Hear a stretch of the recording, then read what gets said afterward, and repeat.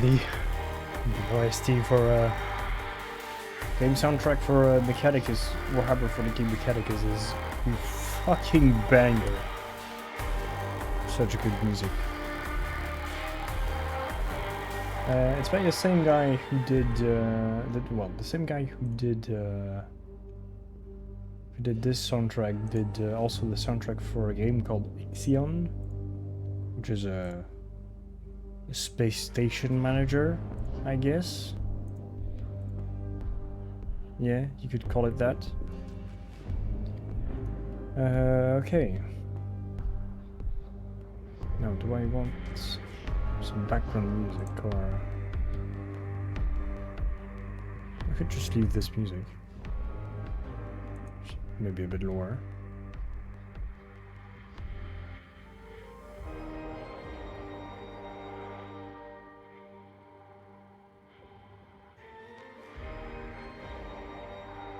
Yeah, we'll leave it for now. Maybe push the game audio a bit.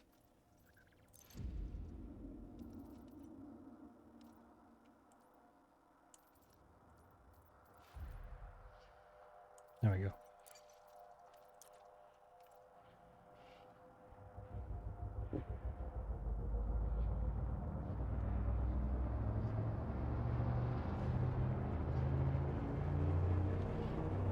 Okay, so let's look. There should be an in-game news thing about the Dedicant and where it is. Cultist blame for Dedicant tragedy. We could play it. Cultists blamed for Dedicant tragedy. President Zachary Hudson has accused the Order of the Far God of being directly responsible for the fate of the Dedicant megaship. Our assessment of these Thargoid-worshipping extremists has been proved correct, he told the Federal Times. Hijacking the Dedicant to deliver it to their alien gods is an act of treason and mass murder. I have ordered the Proactive Detection Bureau to root out every deluded individual with sympathies for this twisted cult. Automatic life sentences will ensure that these traitors never again put innocent people at risk. The declaration brought political pressure on all three presidential candidates to state their intentions for the Far God cult should they be elected. Vice President Jerome Archer, I will be pleased to continue President Hudson's policy on dealing with these religious fanatics. Stricter controls, increased surveillance, and tougher sentences. Shadow President Felicia Winters, regardless of their misguided beliefs, thousands of former citizens also lost their lives during this Thargoid attack. I am lobbying for an independent security review into these tragic events. Zachary Rackham, hear me out. There's a simple solution to all this. When I'm president, only criminals will pay tax. That'll be a far more effective deterrent than imprisonment. Dr. Alfred Ulyanov, an expert on the Order of the Far God, observed that the cultists had no way of communicating with the Thargoids. The deeply distressing logs found on the Dedicant prove that the arrival of the Thargoids was unexpected, and certainly not the rapturous experience they believed it would be.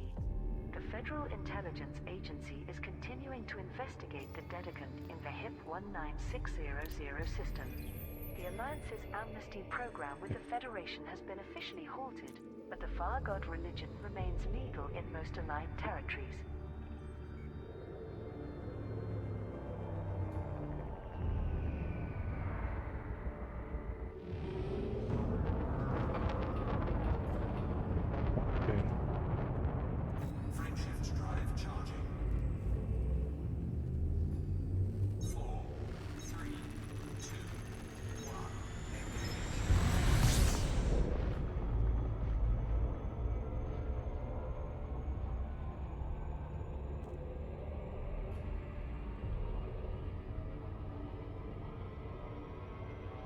So we're gonna go, well, to the Dedicant megaship, because there was a vessel that was lost after it jumped into hyperspace, and it had for goal to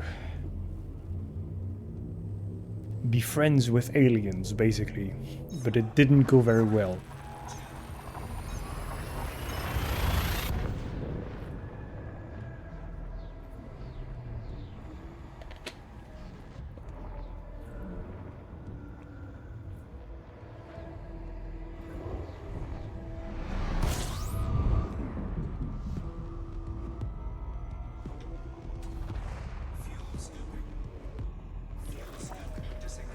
Oh.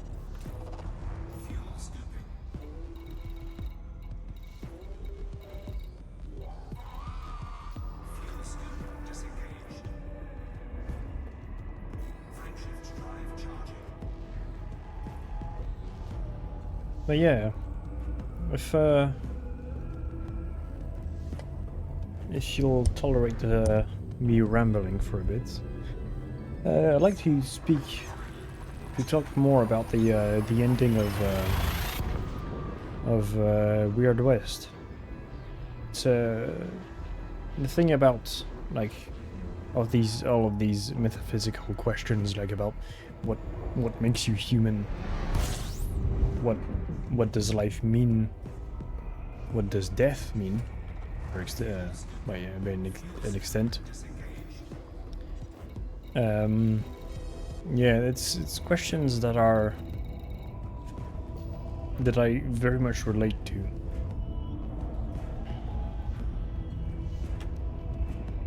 And if you hadn't guessed, I am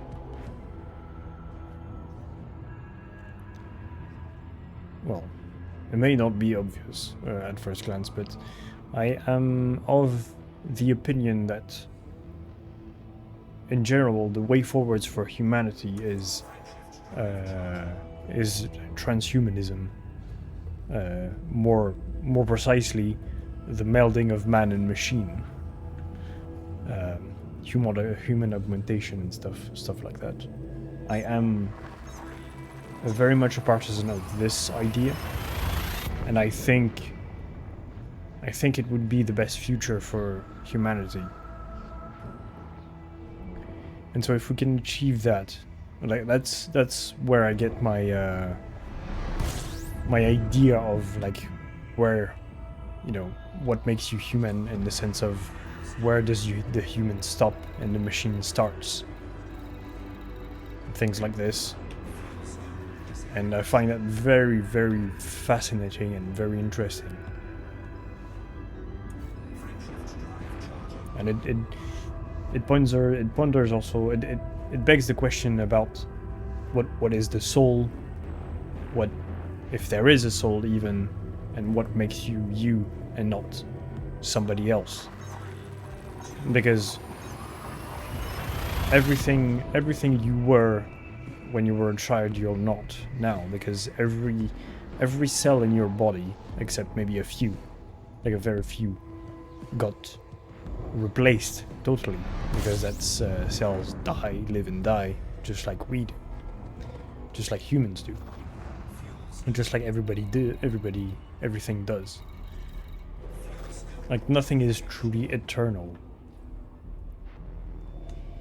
or we don't think. I don't think there is something truly eternal. But yeah, the thing is like to live. I always like thought about this, like if I were to have the choice to live eternally or not. And usually what I answer is, if I am asked if I want to be immortal, I'd say no. But I would say yes to a very extended lifetime in like a good condition. Like if I could live 200 or 300 years to see what humanity will become. That would be very interesting to me. Is there no major station in this system? Oh, there we go. 1,000 light seconds away. But yeah, and I would choose to die eventually. I feel like it. Like I've asked I've asked myself this question time and time again, and every time I come to the conclusion that I will choose to die eventually, just pass away once I am satisfied with my life. I would not want to live forever, because that's where the Weird West, the ending makes a lot of sense, because you don't feel anything anymore. You wouldn't, well, in the case of Weird West, the 21, as they call them, when they gain immortality, they weren't prepared for the absolute existential dread of seeing everybody die and only for them to live on. And like seeing everybody they love, everybody they meet die one after the other. That is a very dreadful feeling, or dreadful thing to think about. Which is, it's in its own right, terrible.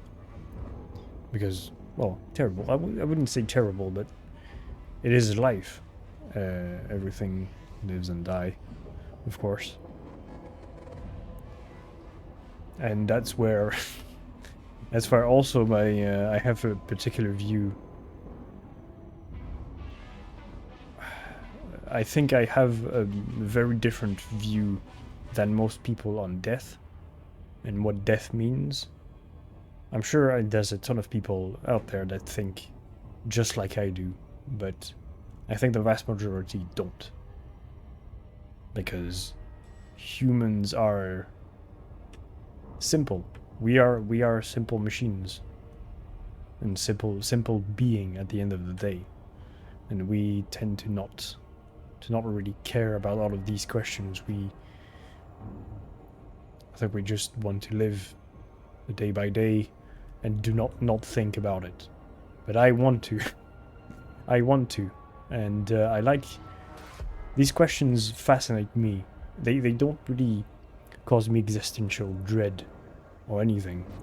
They just fascinate me. I'm just curious about it. About what there is after death, after you die. I don't think there is anything. You just die. And that's it. I mean, why should there be something after? But yeah, I feel like a lot of people the majority of people are afraid of death, when nobody should be. Well, I say nobody should be. You can be afraid of death. That is on your own right. Your own right to be afraid of death if you want to. But through our life experiences, let's say, I don't think I am afraid of dying. Like, just naturally passing away. Of course I am afraid of getting killed, or like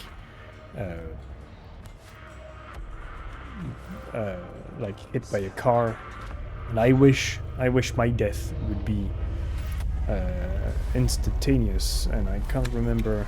Yes, that is my landing gear. I just simply want to not die painfully, if possible. Because yeah, I am more afraid of pain than dying. And I think most people are too, afraid of the pain more than the death. I think. And that's what people think death is just pain. But I don't think death is pain. Death is a relief, more or less. You just die, and you don't feel anything anymore. So it's, in some way, it's a big relief of pain.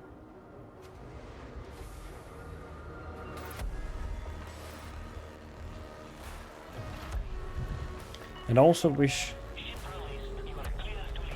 it would be very cool, very, very interesting to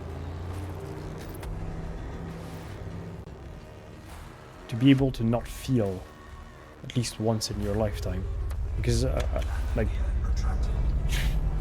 that doesn't make any fucking sense. But I want to know what it feels like to not feel, like not having emotions, almost being not human. Because in my opinion, what makes us human is the emotions we have, like empathy, joy, sadness. That's the general, like, yeah, the experience we have as human beings. Yeah. And I also would wonder what it feels like to oh, there we go. What it feels like to not feel anymore. But I don't think that is possible unless I have a mental illness. Because you can like take medicine and stuff to not feel pain. But that's only one thing. That's only pain. I'm curious to what not feeling emotion is like. Just complete apathy of anything. Like no joy, no sadness, no empathy, no... Like, oh, no, that was correct.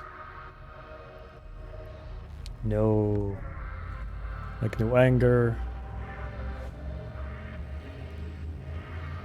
No, not even apathy.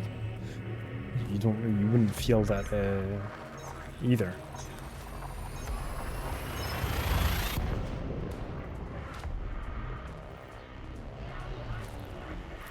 I'm almost starting to think that it's almost impossible to not feel anything.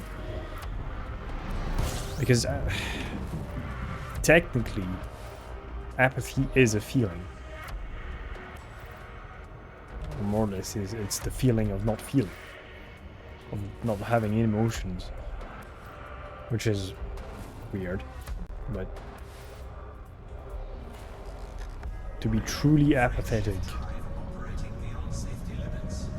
it is very hard to imagine, but I'm insanely curious about it. What would it feel like to feel nothing?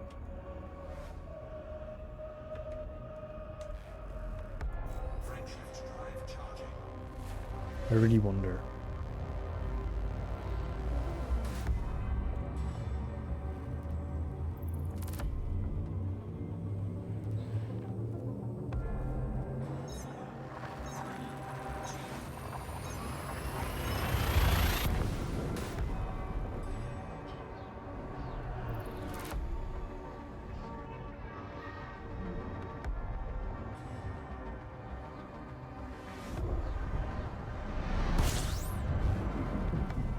And this soundtrack is strangely fitting of about the topic of discussion and the game. But yeah, it's weird subjects, but I love these questions. Truly, I could talk about it on my own for hours, and even more with somebody to like bounce idea against. Especially if that other people have different ideas from me. Like, for example, if one doesn't want to die, or is afraid of death, or is afraid of dying, and thinks there is something after death, which I think the complete opposite. I don't think I am afraid of dying, and I don't think there is anything after death. And then the question would arise. I would ask them if they are any kind of religious, or if they believe in like some kind of divine power, or something like this. And if what does it mean to them? Why they believe that? Yeah. And I would hope they also ask me why I believe what I believe, why there is nothing after death.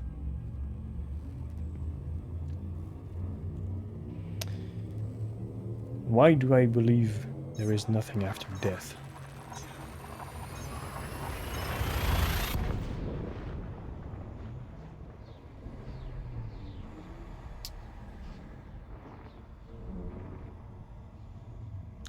I mean, the easy answer would be that just because we don't have any proof of it. But I don't feel that's the case. I don't feel that's why I believe there is no life after death. I think it's just the more logical answer to death. It's just ending in like all sorts of manners. Well, in that case, in every manner, you end in every manner. You cease thinking, you cease living. All of your body, all of your bodily functions stop. All of your thoughts stop, or your neurons stop growing. Stop firing. Your brain activity dies. The electricity pulse that make your heart beat also don't do it anymore.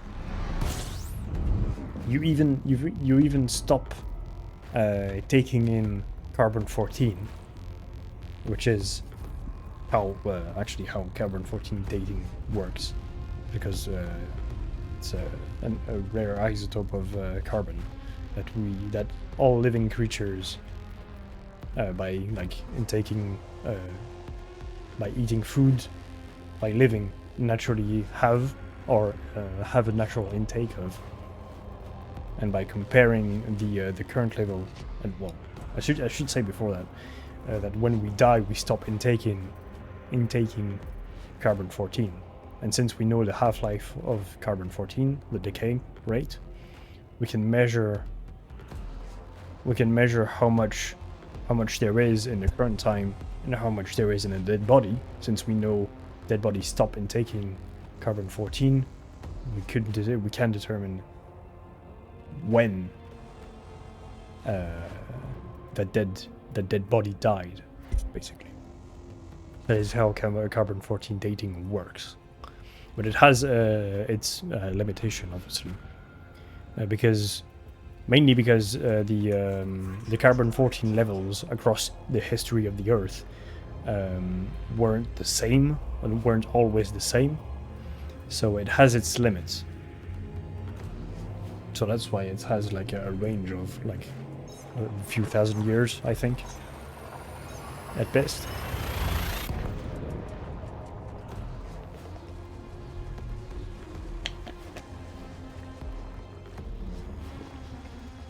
But yeah.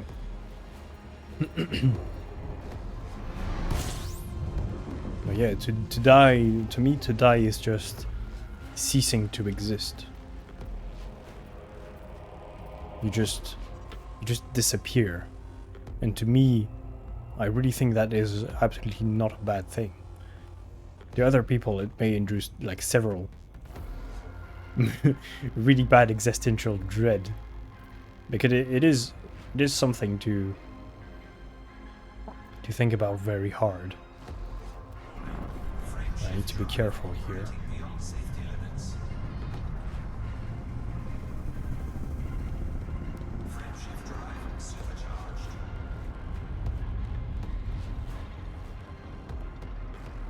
There we go.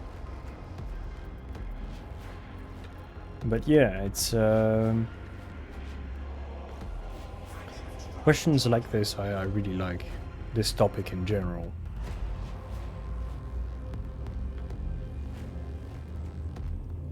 I find it very fascinating. Because it always comes back. It always comes back to the question of what makes us human. Like, does feeling make us human? Does dying make us human? And to the old age question of the... No. Is that how the saying goes? The age-old? The old age question? The age-old question? Or something like this? The question of the meaning of life, unfortunately. And that is something we already have the answer to. I'm pretty sure, because there is no meaning to life. The meaning is what we make of it. The meaning of life is how you choose to live your life. That is the meaning of life. There is no meaning, or no like I should precise, no overarching meaning to life, I think. Again, several religious people could disagree with me, and probably will. But yeah.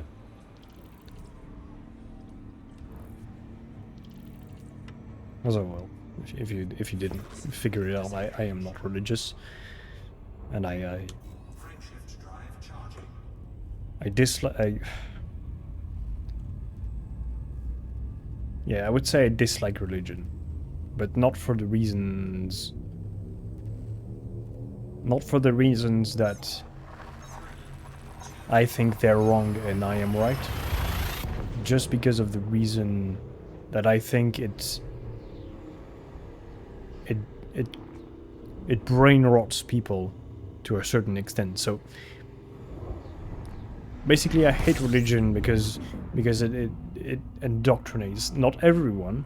It's I do concede that it is a small minority of religious people that I totally agree with, but all these like radicals, like whatever religion you're in, like Christians, Muslims, Jewish, Buddhist, all of the people that are radical in these religion, I think, are the problem, because they're the one who won't allow to live and let live, in some sense. And we can see that very easily in the Christians and the Muslims.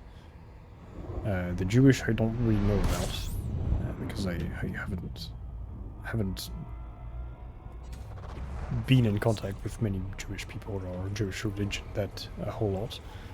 So I can't really pronounce myself on this. The same for Buddhism, but I do know about Christian religion a bit and Muslim religion a bit. I mean, I do know, well, I feel like I know enough to have made up my mind that I dislike, I very much dislike religion. Or whatever form it takes.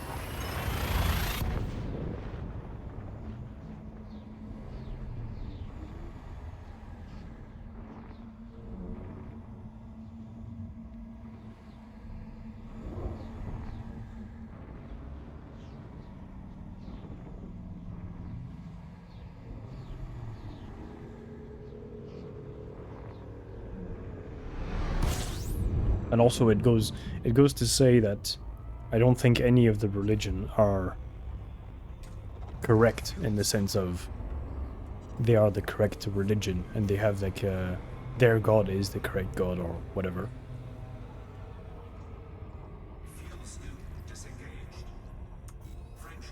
Because if you read the religious scriptures of any religion, you can pick out the flaws that a god-like figure so in Muslim and Christian at least, is omnipresent and omnipotent, so all-powerful and all-knowing.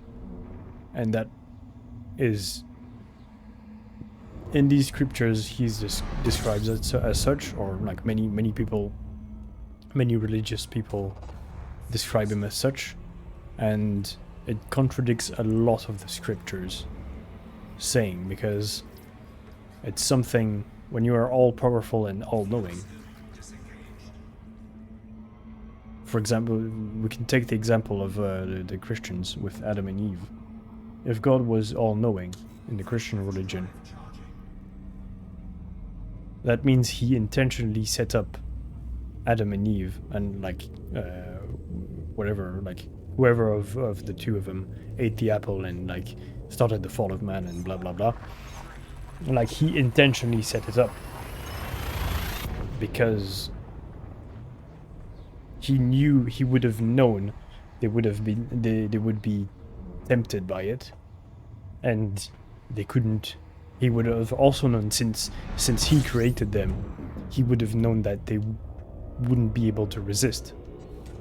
Because if he didn't know that, he wouldn't be all-knowing.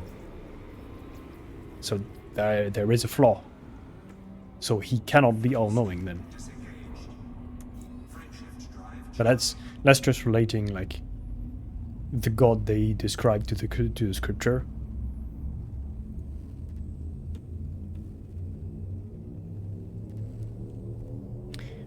And if I was asked personally if I do, well, obviously right now I do not believe there is a God, or there is like an overarching divine entity that controls the universe, or this. And frankly, if there was one, I wouldn't care. Because I don't think it would change the way I view the world or I live my life.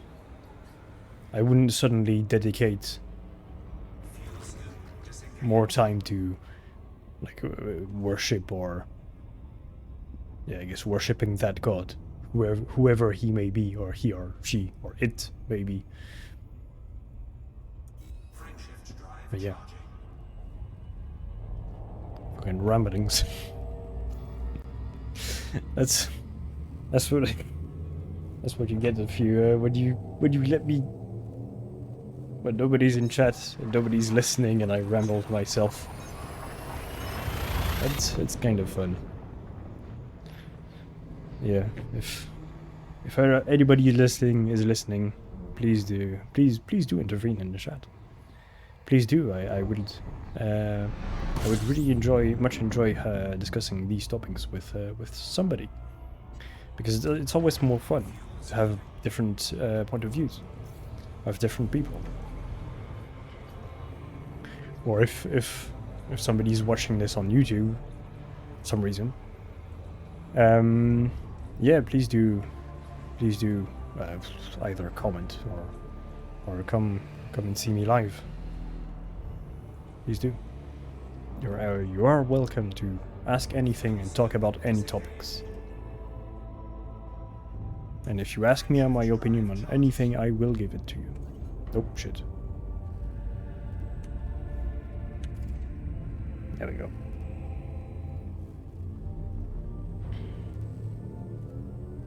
And we could even talk about something you want to talk about.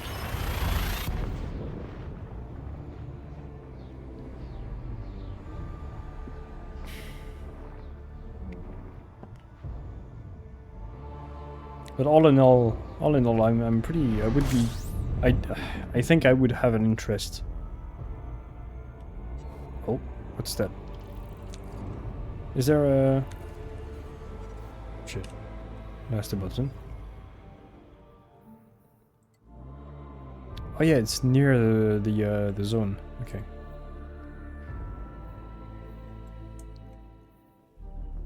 Oh, okay, it's oh yeah, the Delicate was going to intercept a Titan. I could go and see one. Never done it. But yeah.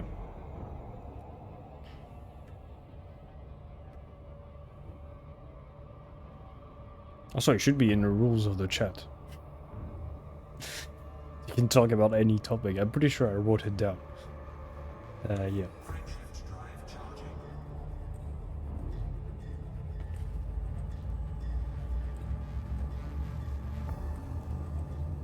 But I'd say I'm interested in most topics. At least discussing them.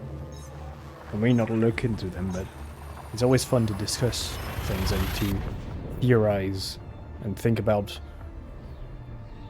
one's own point of view on different stuff and compare it to other people. Oh shit, that's bad.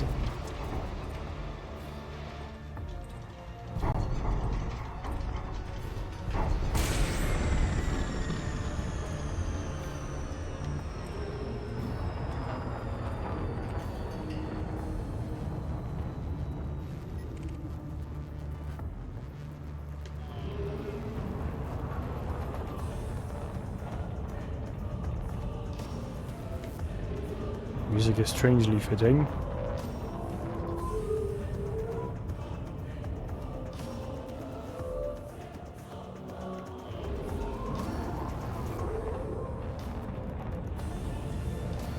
He is very much catching up to me.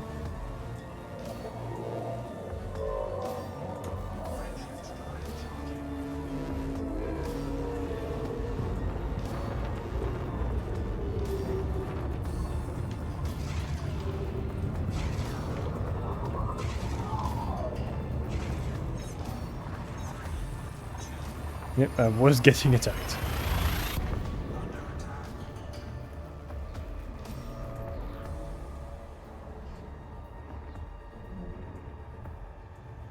I hope I won't be attacked on all sides when I arrive to the Dedicant. I just want to go to the mega ship and get the logs and get out, basically.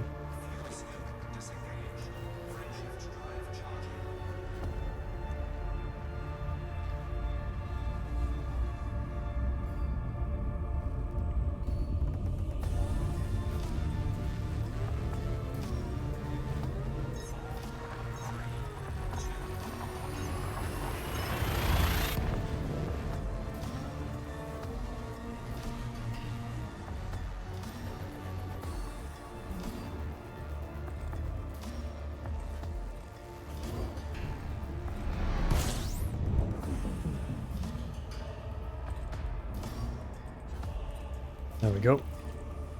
We're almost there. Last jump.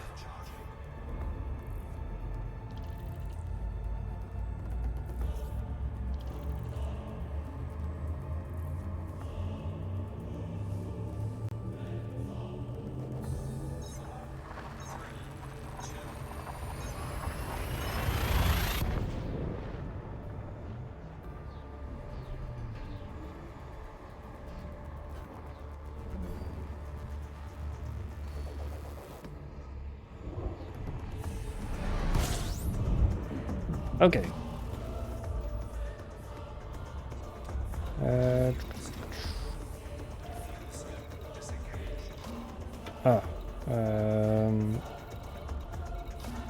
Shit.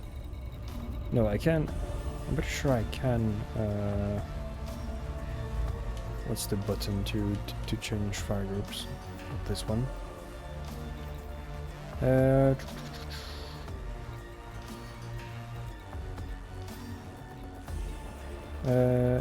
Let's do wrong button.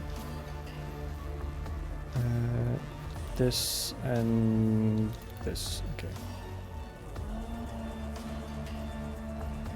D-scanner, switch modes. It's this button.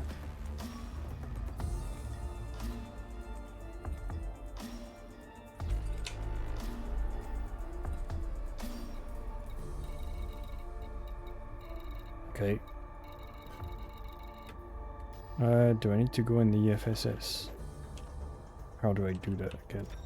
This way, okay.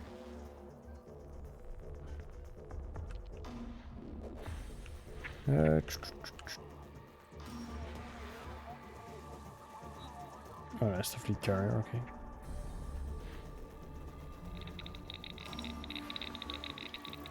Master cluster build.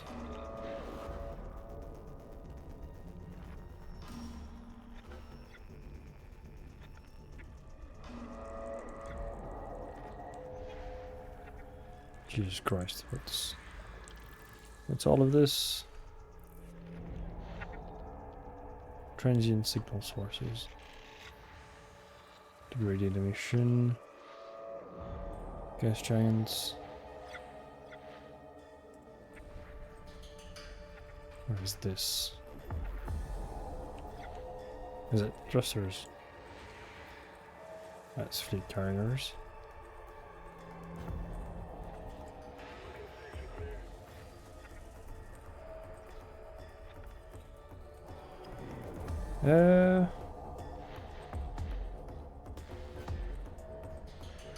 Where is the Didicant?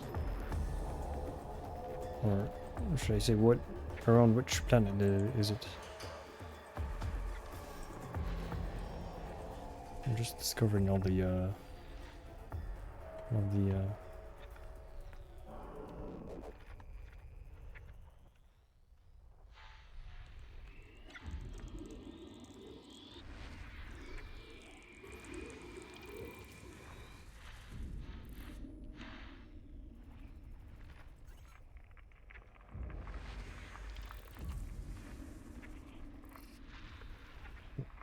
loose fair again. We could go and visit some geological planets afterwards. Just have a little bit of sightseeing tour.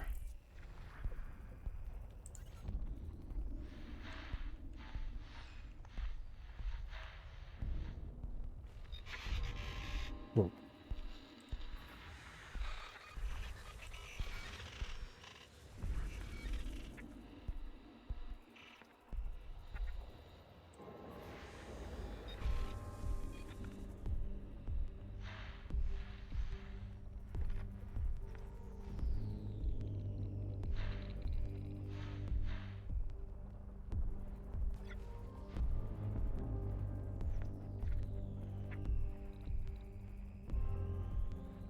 Where is it that there was a lot of these?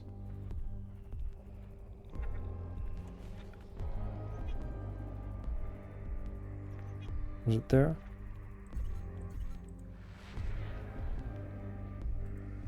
No.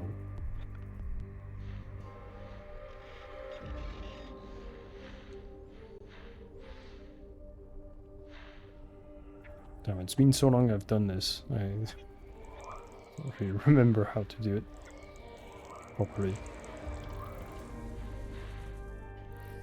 Oh, there we go. We're getting somewhere. Oh, surely this is it. This is gonna be where the Didicant is. 1C, okay. Ah, the Didicant, I found it. There it is. How can I target? Show help, leave if it says target signal. There we go.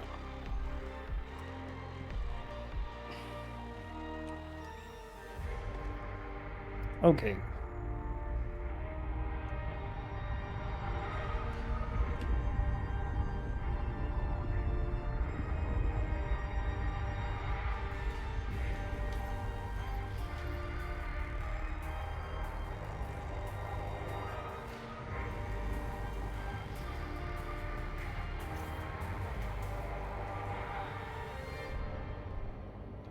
I love this track.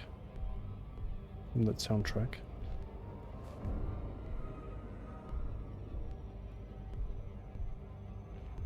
I could listen to it for days.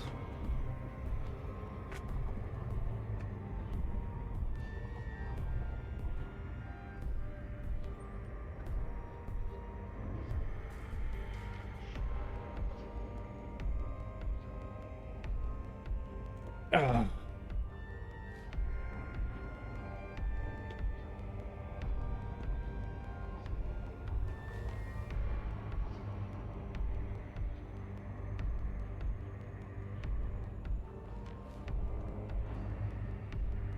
I'll probably cut the music for the voice logs, since they are voice acted, after all. It'd be a shame to not get into the ambiance.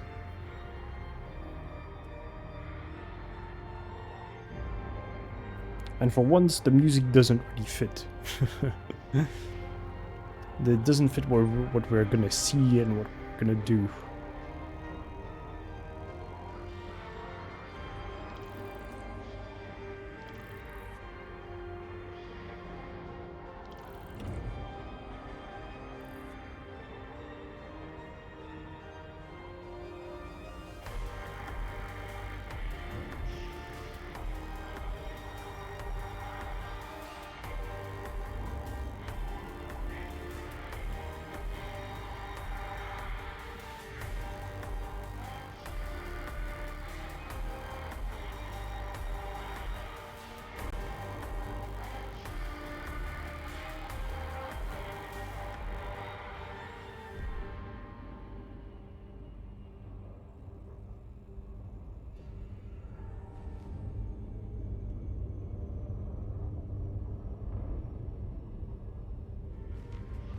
I don't think I have planetary scanning.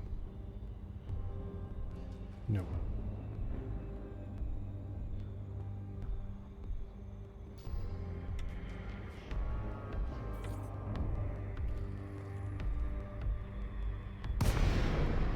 Okay, let's see. Oh, there's a lot of stuff. Cargo base 0. Ship logger blink. Ship logger blink. Do I need to deploy weapons for this? Yes.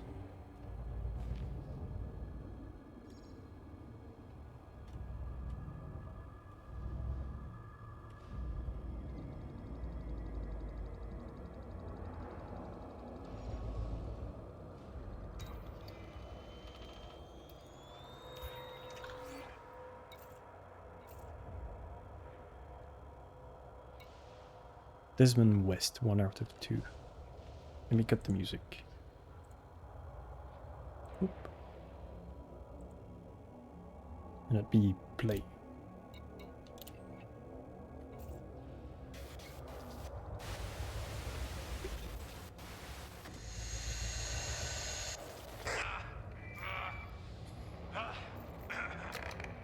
This is Escort Team Alpha calling for backup. Come in, command. We have a situation on the Dedekind. Anybody reading this? Damn it. Command, this is Senior Agent Desmond West. Requesting response.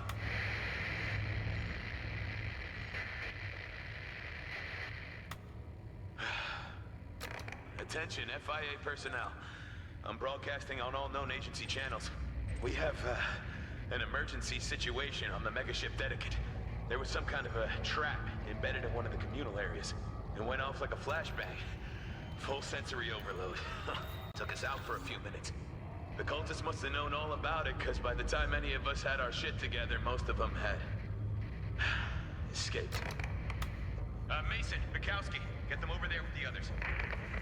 Over there! We'll take the remaining cultists to our original checkpoint. Escorts Team Bravo and Charlie should be reaching theirs in under 15. Gateshead's team is already on the bridge. We'll rendezvous once the prisoners are secure. If you can hear this, relay these details to FIA Mission Command at Papantia. All right, people. Shake off those stars. We still got a job to do. Time to get moving.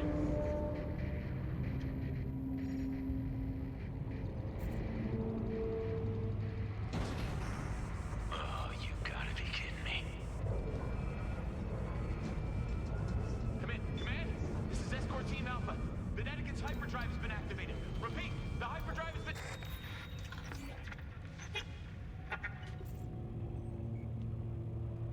You know what? Let's try and get all of the logs before listening to them. We can have a little listen session.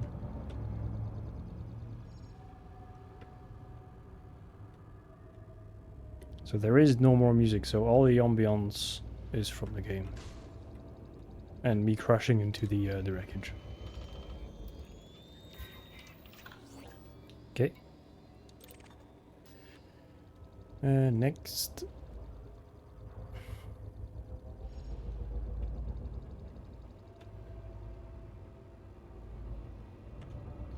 So, just a reminder, if somebody is watching and doesn't know what I'm doing, or doesn't understand what I'm doing, so this is a wrecked ship named the Dedicant, whose mission was to establish contact with an alien race called the Thargoids, because they came into... They became very active in the in recent times, and there is a cult or a number of people that believe that peace is possible with the Thargoids, and so the Dedicant had a cult of these people. They were part of the Far God cult. The Far God cult, who believed that the Thargoids were... who basically worshipped the Thargoids and believed that they could be our masters, our bug masters, or I should say, our alien masters. And so they worshipped them, and they sought to establish first contact with them. And of course they intended for it to be a friendly contact, but as you can see, this didn't really work out. This one I had. Okay. Let's say there's quite a lot of logs.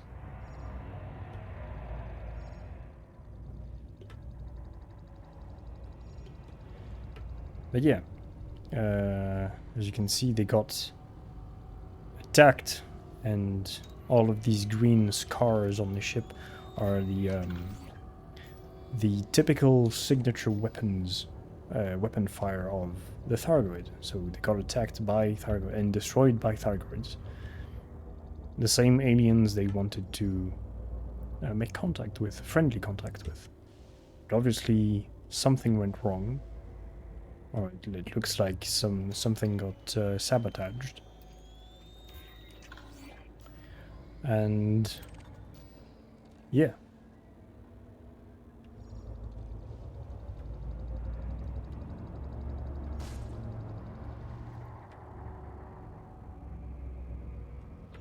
And now we're gonna, after I'm finished doing this, collecting all the logs, we're gonna listen to every single one of them. And I believe that's it. Yeah, we're gonna listen to every single one of them and find out what happened, or at least try and have a bit more of a clue on what happened to them and how did they get into this predicament, let's say. And I'll stay here since there appears to be no Thargoids popping into real space. I'll try to find a cool situation. Cool view of things. To make it a bit creepy, maybe. Maybe make it a bit more ambience fitting. So, let's go. Let's listen to the second of Desmond West.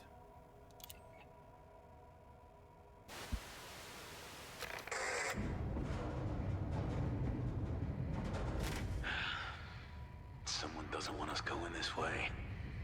Farrell, get that access panel open. Steinberg, look for vents and service ducts. Anything we can use to keep us moving. Gates set, come in. Why am I not surprised? We have a situation down here. The Dedicant's internal layout has changed. My guess is cultists have control of the security networks. Doors are closed in some corridors and open in others. We know where we need to go, but keep running into dead ends. Engineering's about 1 kilometer away, several decks down. Farrow and Wilson say they can return FSD access to the helm. Getting there will be slow going, though. If the cultists control the security doors, they'll have the express lifts locked down, too. It'll be, slow going. Especially if we run into any more traps. Gateshead, if you can hear this, Priority 1 is getting a distress call out ASAP. Once that's done, I'm gonna need you to establish control of the security network and get an internal comms channel open. Something the cultists can't jam. And gaining control of the security network comes next. If you can't hear, then we'll do things the hard way. This message will repeat until we're in engineering, just in case. I'll update then. Stay focused, okay? Hold the bridge until we get the hyperdrive online. You've got this. Okay, so it looks like the cultists, the Fargod cultists, sabotaged the ship in some way.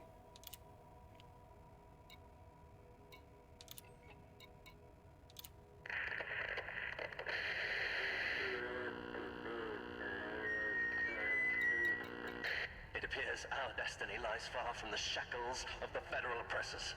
The Far God guides our path. I am within the Dedicant's inner sanctum, with many brothers and sisters of the true chapters. We are safe for now. It will not be easy for our captors to find us. The heretics will not be permitted to further desecrate our sacred home. My faith never wavered. Even as we sat in our cells, even as we were insulted, spat upon, belittled, I knew the truth. It was merely a test of our devotion. I am proud that so many of us held on to the conviction the Far God demands. We have passed the trial. When the fires arrive to absolve the galaxy of sin, I shall be born anew. Never have I been so certain. We were once the lost. We are now the blessed. We will be the manifestation of peace. From the ashes of the damned, cleansed by the cry of the Far God. I am ready to transcend. Shit, that is good fucking voice acting. So yeah, that was one of the cultists, and as you could hear, they were completely like entranced in their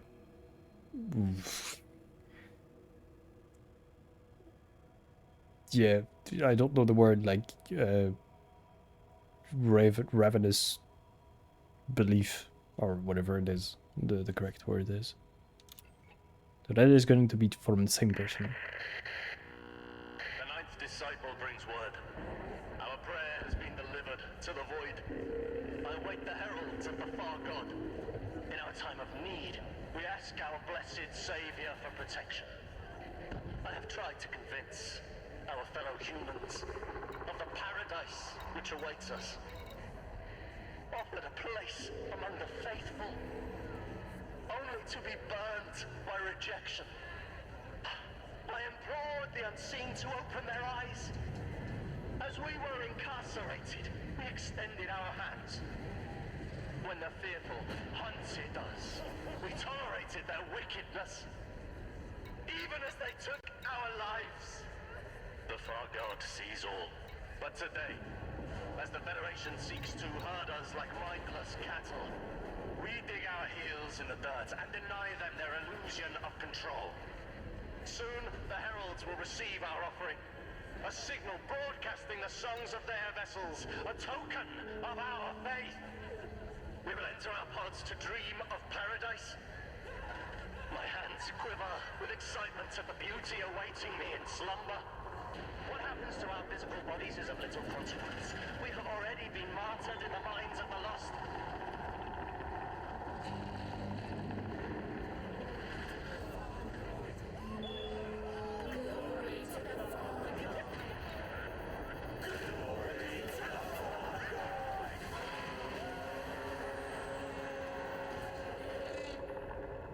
Glory to the Far God. Damn, that hits fucking hard. Holy shit. Okay, on to Kelvin Mitchell.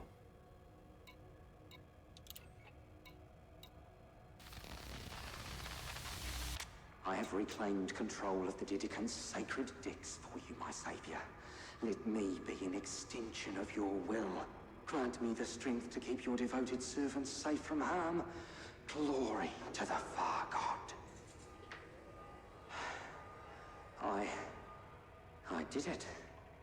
I can't believe I got away from them. At least I have the chance to prove my worth. Let's see here. We were at this junction when the first trap went off. A disciple triggered the second one here as we fled. So the third chapel would be the closest haven. What do the cameras say? There you are. Stay strong, my brothers and sisters. I will keep you safe from our tormentors. Speaking of which, if I close this corridor down and shut that access point, there. Now the faithless ones have to bring their remaining captives to Section 86. There are more traps on the route too. Who knew doing the Far God's work would be so fun? This is the 9th disciple of the 5th true chapter.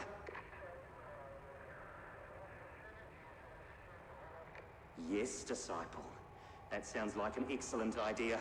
Head to access point 16 on that deck and I'll let you through. When you're at the hyperdrive controls, I'll seal the path behind you. The intruders won't find you. I can't wait.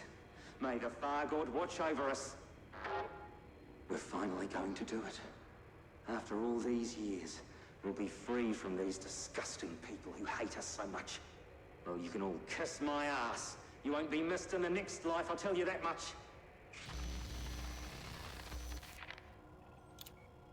Okay. Next one.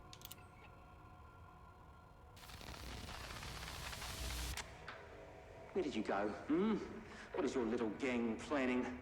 I'll find you before long. You can't hide from me forever. This was my purpose. I know it now. The Far God trusts me to watch over the faithful. I'm not going to mess this up. If only my wife could see me now. I'd love it if she was sitting beside me, telling me I'm only going to screw things up. Not today, Kathy. I've got the federal trespassers locked in their rooms, and the Far God's children are safe. I always said I just needed a chance to prove myself. But you never listened, did you? Ha! Found you. Federal rats in my maze. Where are you going? Agent West again? Very clever of you to escape the last corridor I shut you in. I'll give you that. You want to know something, Agent West? You remind me of a boss I used to have. He had the same serious expression. Yelled at me all the time because he was a bully. I'll bet you're just like him. Mean and selfish. Well, bullies should be locked up. Try and get out of this one, Agent West. Oh, what's with the sour face? Nowhere to go. Can't call for help. Loser! What's that noise? More federal vermin? Where is that coming from? This isn't right. Don't think so. I've got to get out of here.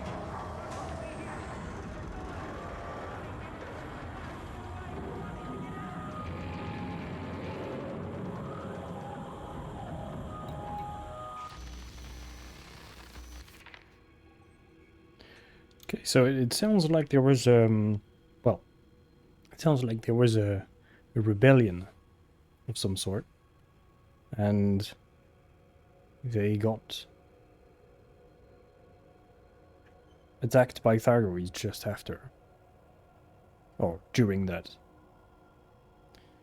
Okay, on to Sharon Gateshead.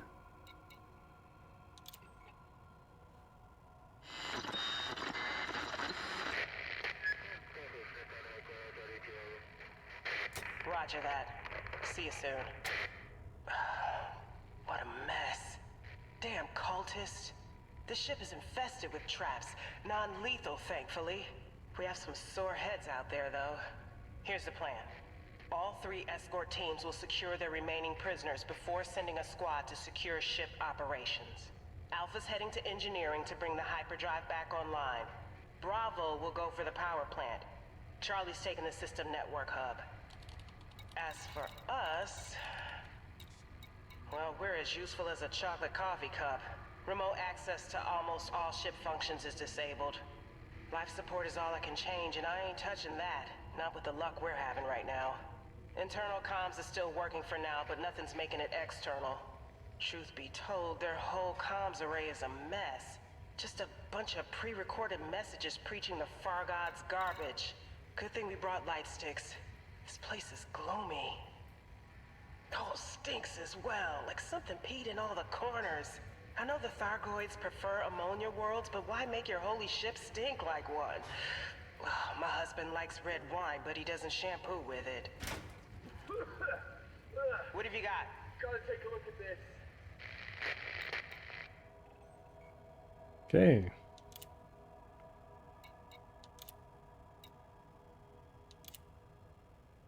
Oh. Shit.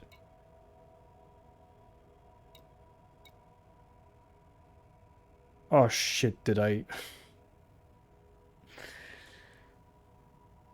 erase it by mistake?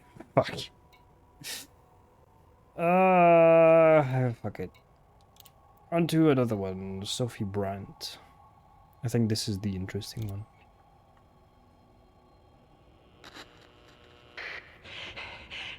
No way that worked. They were totally out of it. Maybe there's something to this Far God after all. Okay, for the record, I set off the trap that dazed the Federal Guards. Me. 61st adherent of the 11th Chew Chapter. I saw the trigger hidden in the wall as we shuffled past. All I had to do was give it a little kick. I know the first herald said the chip under our skin would protect us from the noise, but it was so loud. My ears are still ringing. The Federals got it really bad, though. Just dropped to the floor, holding their heads and yelling. I saw one of them throw up. And then I ran and ran. Hang on. Where am I? Whatever. They won't find me. I was running forever. If I keep the door locked, I'll be safe. It's not like the feds are gonna sweep every room on the ship. They're probably still trying to put their brains back together. I guess I'll make myself comfortable.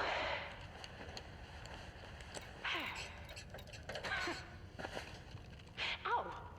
What the hell is... Huh.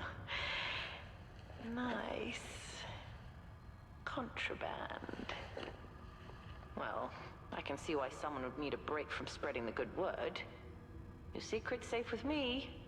Whoever slept here. This could be a reward from the Far God, right? Thank you for helping everyone escape from the feds. Sounds fair. There's nothing in the sacred text that tells us to be sober.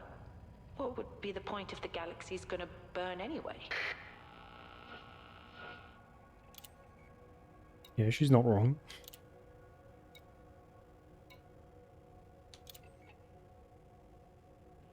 They're so beautiful. The way they come from nothing and just... boop. And they're here. All the lights they have are... they look like pinwheels. My granddad made them when I was little. It was just paper on a stick, but they were magical. And they would spin so fast when we ran. And he would say, "Sophie, careful where you're running." But I'd be watching the pinwheels spin and spin. I miss him. He was the only one who was nice to me. But I'm not Sophie anymore. And that's that. 61st adherent now, of the 11th First Chapter. I've cast off my shackles to worship them. There's so many of them. The Far God must have sent protectors to save us from our captors. I wonder how they know which of us are faithful. Guard tells them, I suppose. The Far Guard knows everything. They're so graceful. Like flowers in the wind. Pinwheels. They're reaching out to us.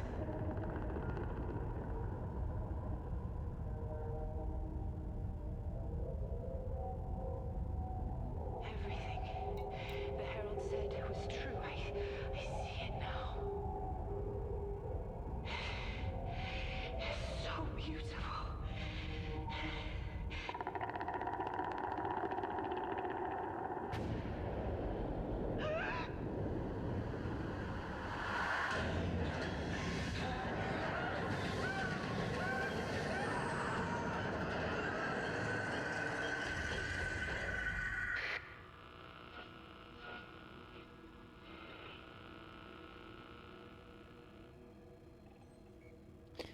Yep, that was the interesting one.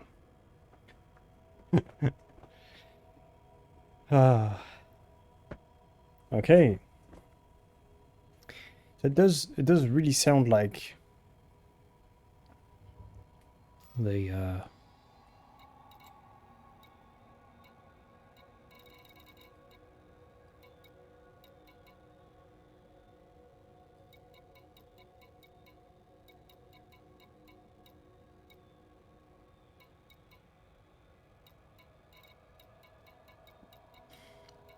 it does sound like they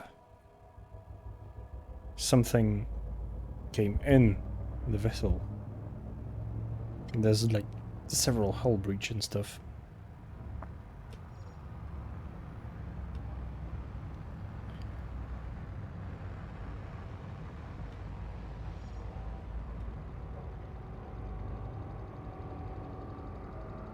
Can we how do I nope. Nope. Nope. Shields offline. Thermal signature restored. That wasn't.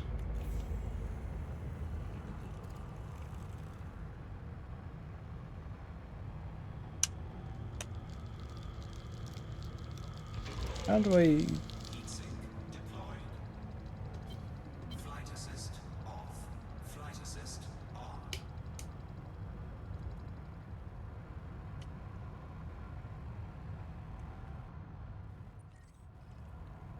Can't remember how to put my headlights on.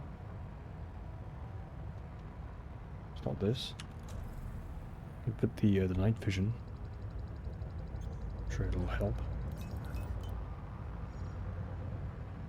Just have to be careful to not slam into anything, since I inadvertently activated the silent running, which deactivates your shield. Hull integrity compromised. Yes, I know. What if I scan this? Nothing. Okay. Well.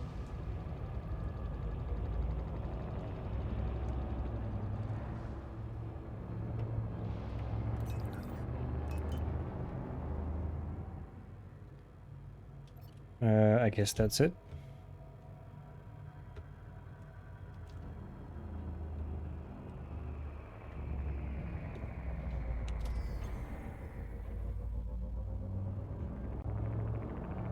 That was very interesting. I mean, it's surely, I mean, it really sounds like they got like boarded, actually boarded by something. And apparently the new enemies, the scythes, the Thargoid vessels, like occupy the skip pods, so they are like straight up abducting people for some reason. And it does sound pretty horrifying, I must say, because that last log will hit very fucking hard. The ending.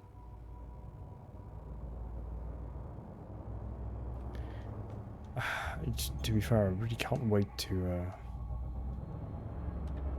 see what happens next, basically.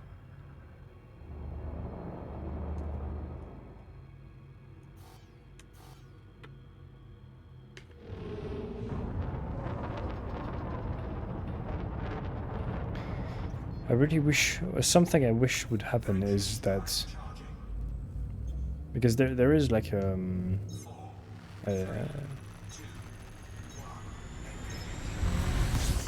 basically there is somebody who has been melded with Thargoid technology, like a human being, and she has some sort of basic understanding of it, or like she can like comprehend them in some way. And it would be very cool if we could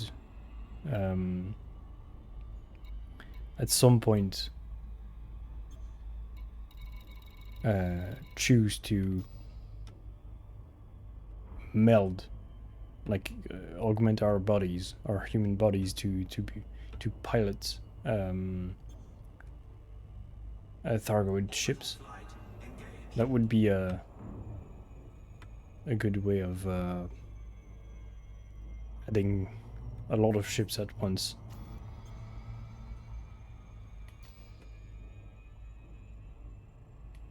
Into the game. With a good reason to do it. Well, I guess I'll just go and refuel at the star and go back home. I still want to, well, since I am at the, or is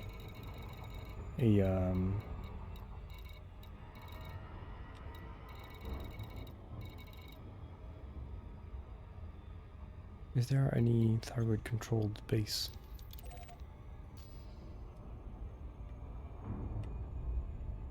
I could go look at. I could just go and die into the Maelstrom, into a Maelstrom, just to see what it looks like.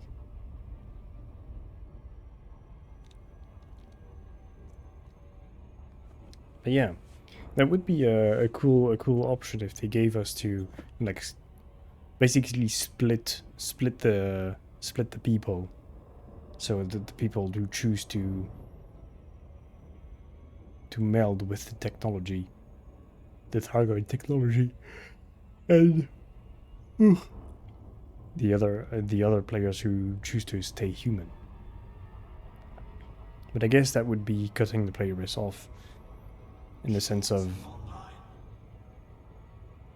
that one side would have access to all of the ships, like human and Thargoids, and the other side would have, or they could be there could be like they could do a thing where they could develop like people Aegis, like Aegis, the guys who, like the organization that fights the Thargoid, could like come back in force and actually like get funding to develop or to research Guardian technology, because we know it's somewhat effective against Thargoids. And like the development of like Guardian /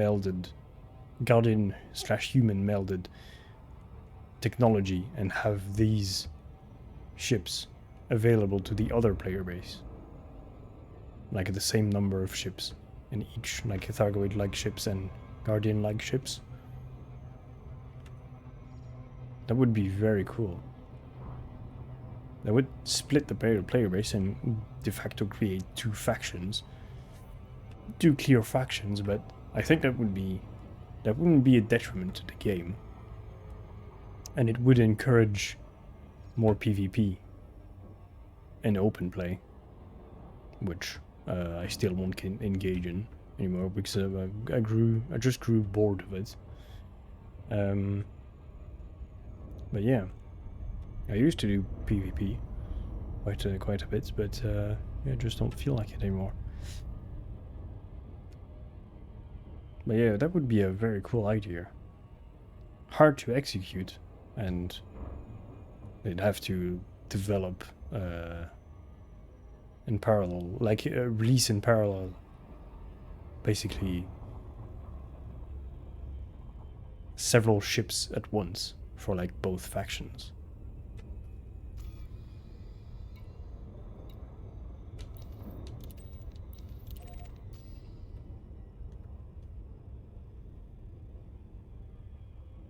But can I?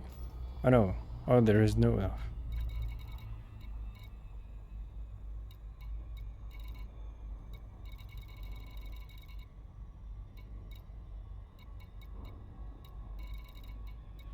Is there a system I can go?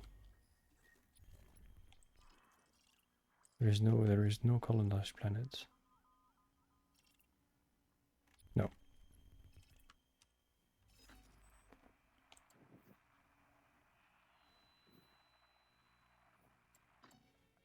I'm kind of scared of going there, but let's do it. Let's do it. And if I die, well, I can always buy myself back, since I have probably too much money at this point. Although I don't have a fleet carrier yet. But yeah, I can afford rebuy several times. It is not an issue. Frameshift drive charging.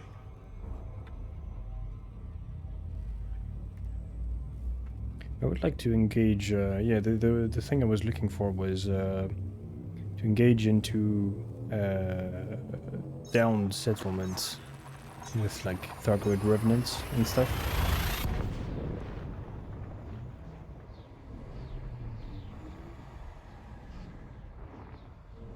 Like the on foot missions, because I heard they were really cool.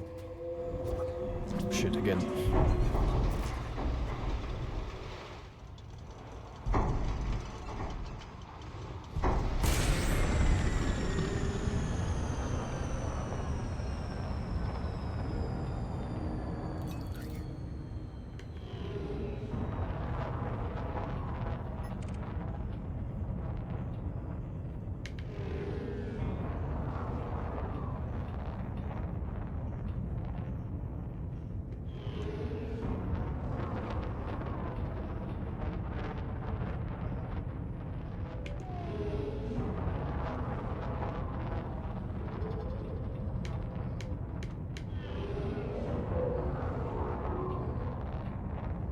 The sound of the Thargoids are so goddamn menacing. Frameshift drive charging.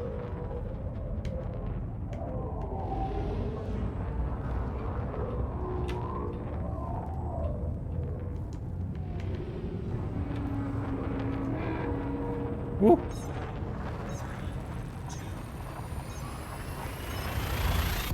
Under attack. Yep. Not anymore.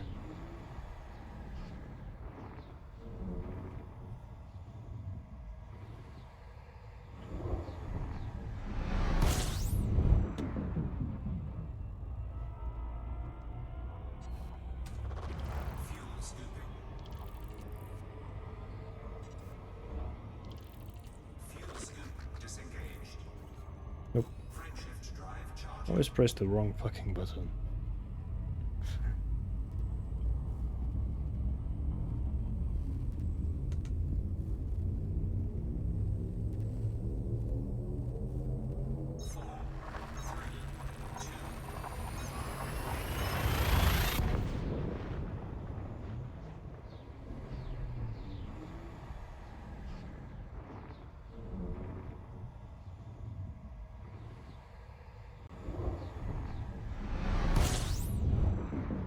Warning. Hazardous environment. Ah, yes. Titan Thor. Disengaged. Cool name. Shit.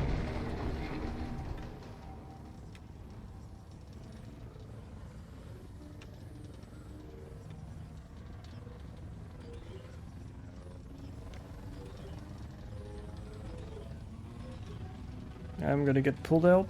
Whoop. Whoop. Shit. You know what? I'll comply. Yep.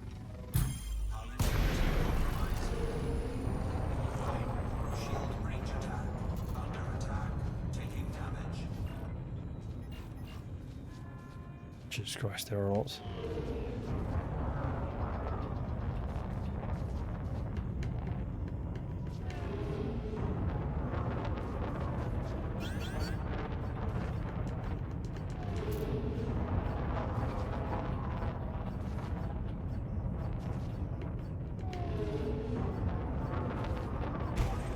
Caustic damage detected.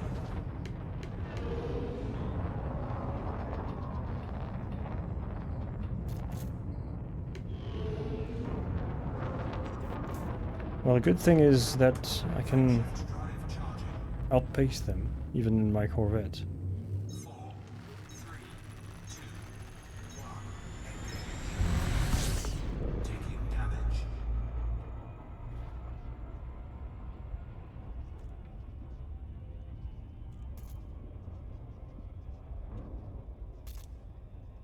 I can't remember if it wears off, or do I have to evoke?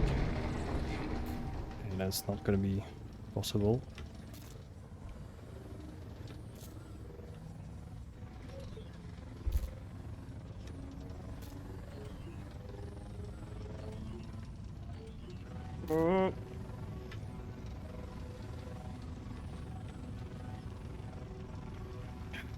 Okay. Taking damage. Warning. Shield range attack. Under attack. Yeah, it is just scouts. Whee!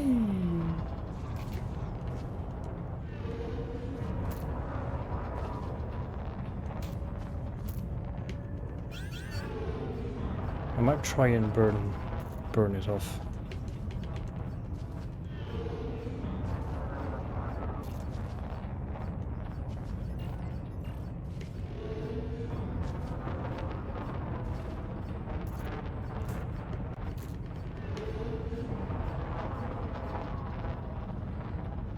Damn, I managed to outpace the missile. Shields offline. Silent running. Warning. Temperature critical. Warning. Taking heat damage. Caustic substance dissipated. Okay. Thermal signature restored.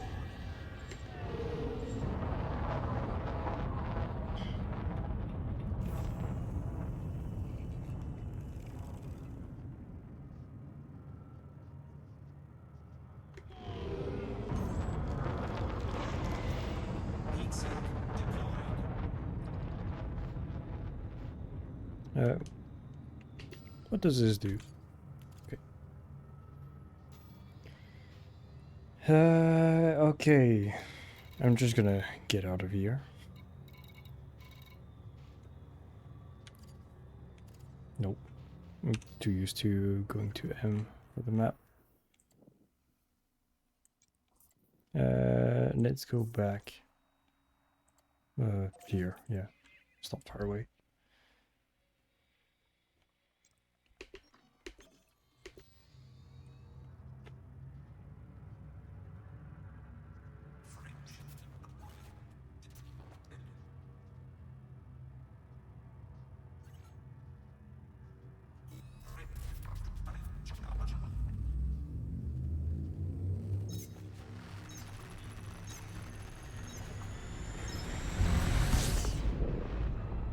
Warning. Hazardous environment. Frameshift drive charging.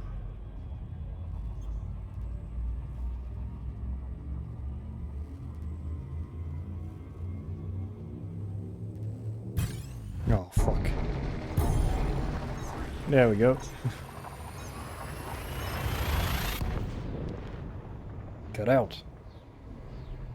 Am I gonna get hyperdicted? Yes, no, maybe.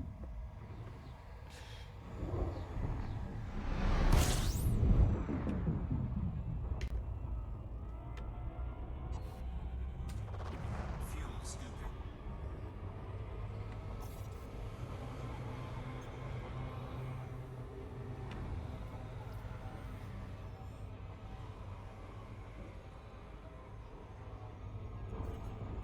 Frameshift drive charging. always click the wrong fucking button.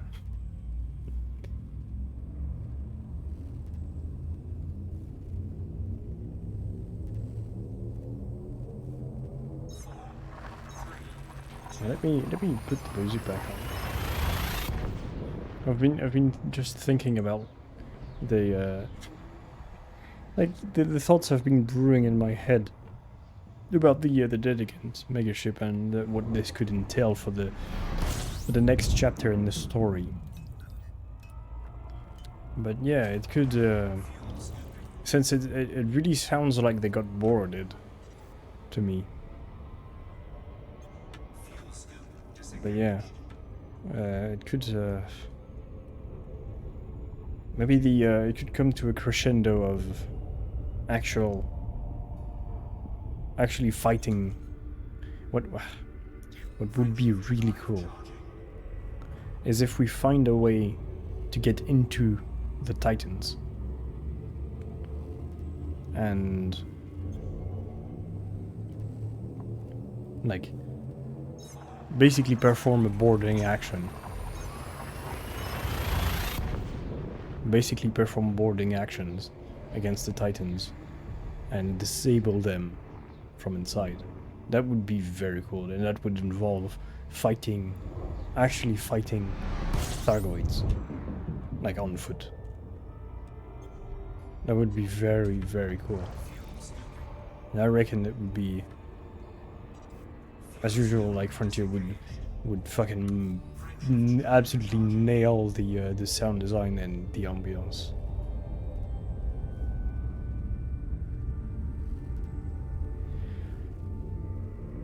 I think that would be that would make for a very, very good horror section in the game.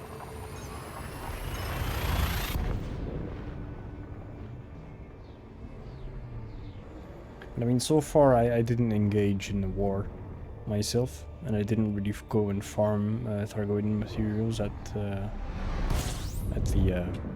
maelstroms and stuff. I've been kind of slacking onto this. But yeah. Yes, I know. Shit. Again, press the wrong button.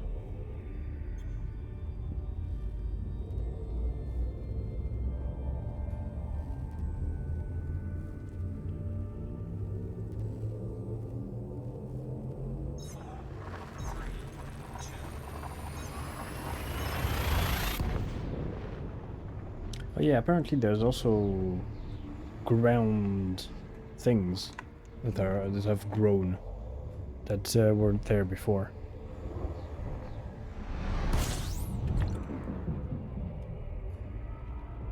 Like just like the barnacles, but more or different, I guess.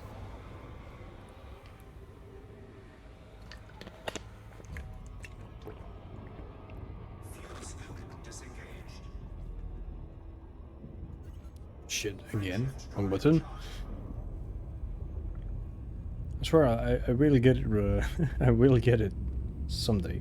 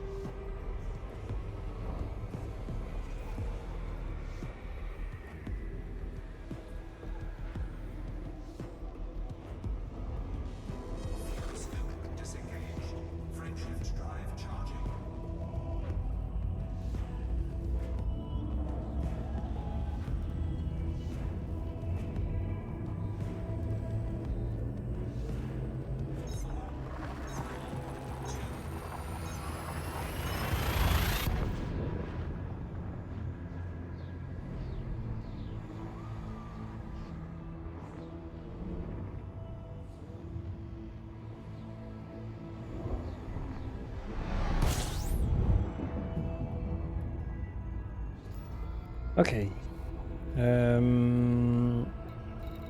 I think one of my ships is docked here. Not unsure. Very much unsure. I could check. But might as well go there to repair and refuel anyways. But yeah, I'm also very tempted to finish the objective I started setting myself with the exobiology. And my objective was getting at least 10 billion credits to buy myself a fleet carrier. This way I could have all my ships in one place and always have it with me. And basically I calculated that if I bought my fleet carrier, I would have enough money, well, like with 10 billion, I would have enough money for it to run for an entire year without me having to do anything. Or over an entire year without me having to do anything, and just like providing it with fuel and stuff. Which is pretty good. I could have just my mobile base, basically. And all my ships at a single point that I could make come to me or make it go somewhere, or even go somewhere with it. Would be good. Although I don't know what I would name it.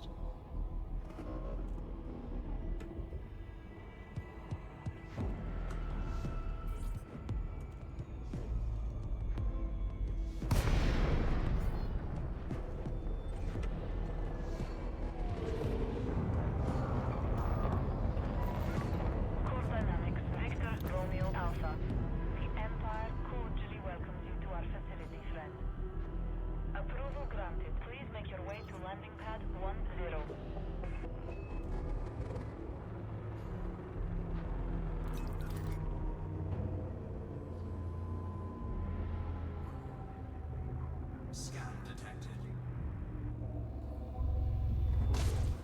Oops.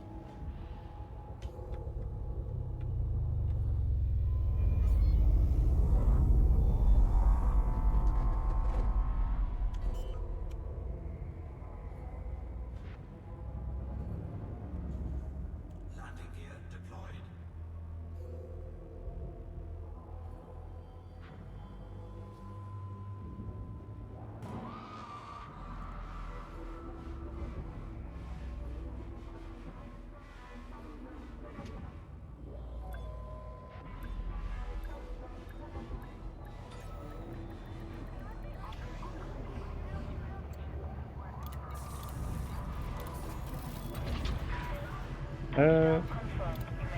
What ship do I have here?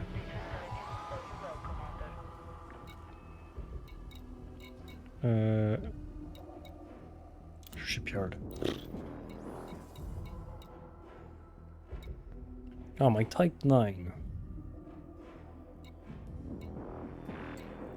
Where's my ASP?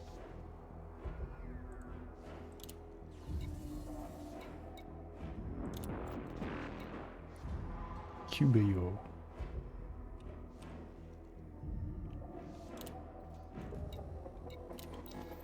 Let's go where my ASP is.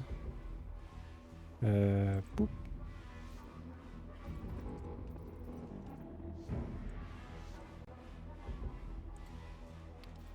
We need to fix this.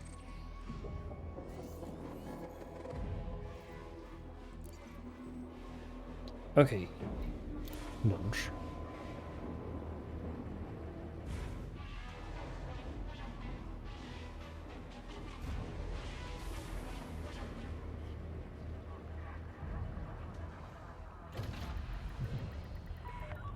Detachment sequence complete. You may proceed when ready.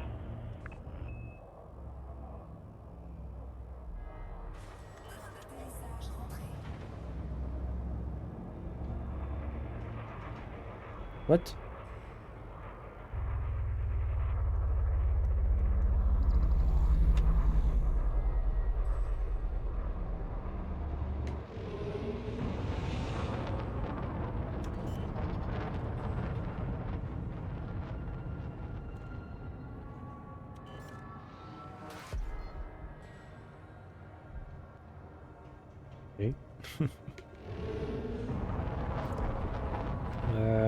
That was weird.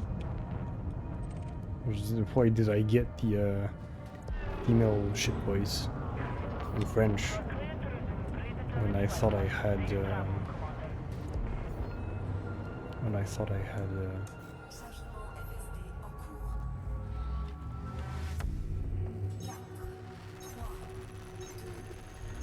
what?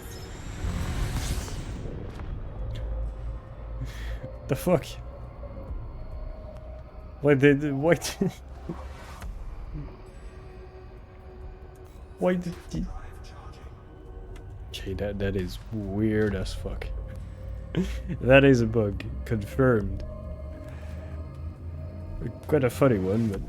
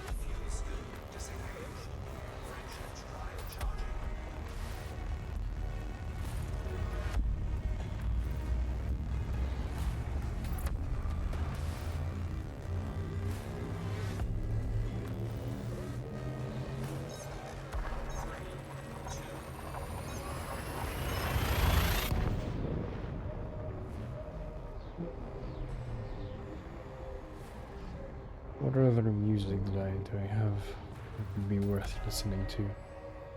It's a shame because it seems like the Twitch doesn't really like the Space Marine original soundtrack. But yeah. I could listen to the Dark Side one, which is really good too. Maybe after this song.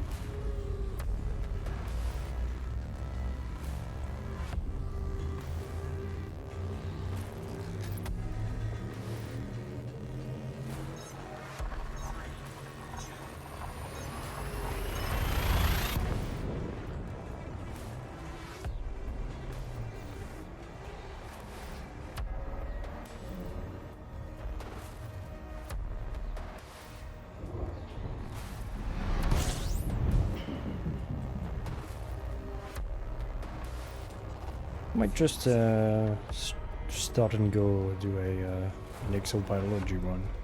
Might as well. Make some money, a bit of chill gameplay. If anybody happens to watch the stream, have a chit chat, friendly chat. Hopefully.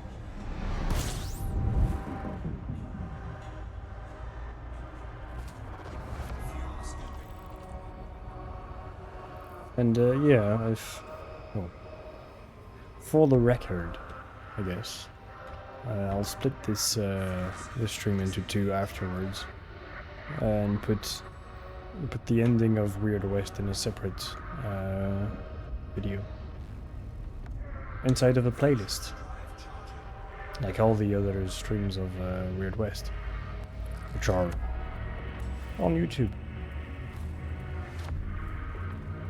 For anybody to watch or rewatch if they want to catch up.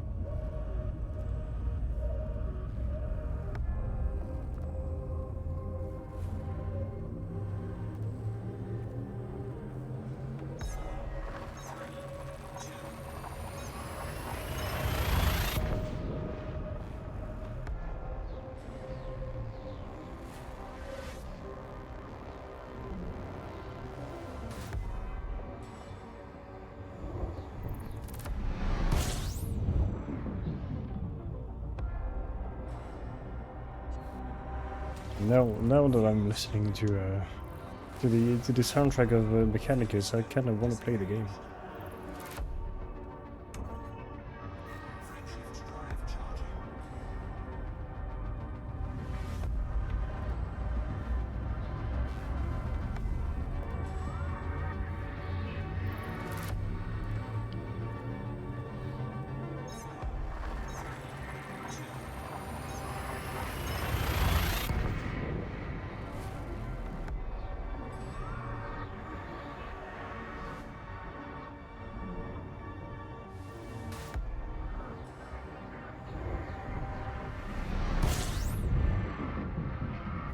And there we go.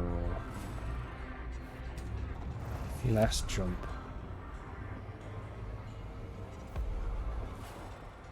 Oh.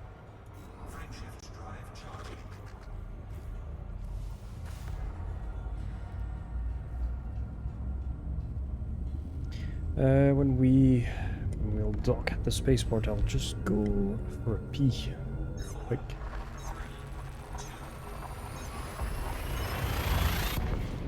I've been downing several bottles of water because I was very thirsty. Like the real kind of the non-lewd thirsty.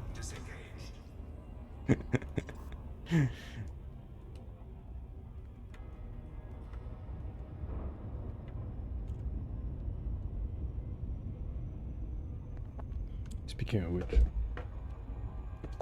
get one last drink before I go pee.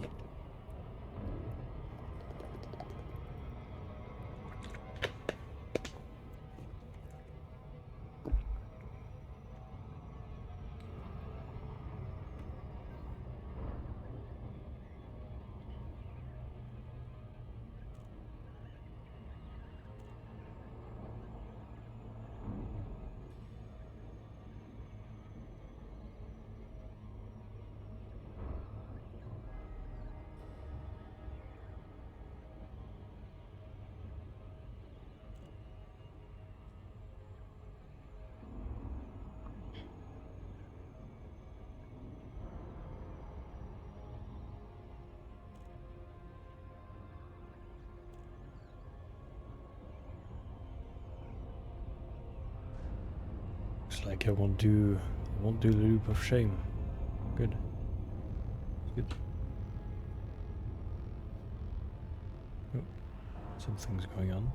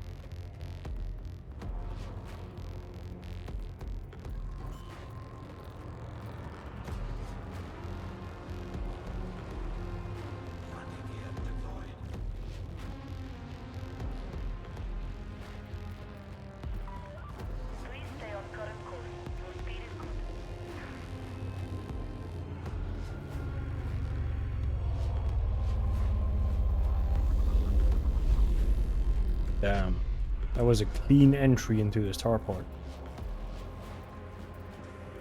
Let's see if I can do a clean landing too.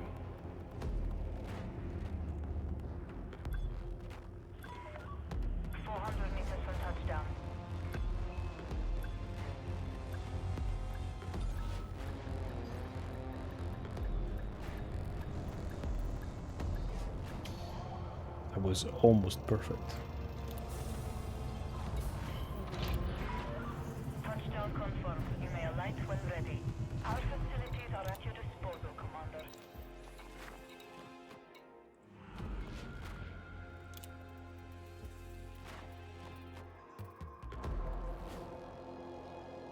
Oh. What do I have in my cargo? Oh. Okay.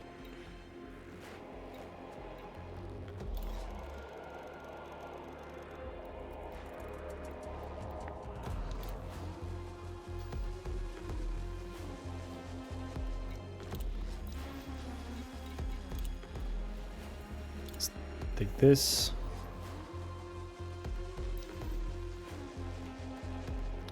And let's go. Let's go and pick a direction.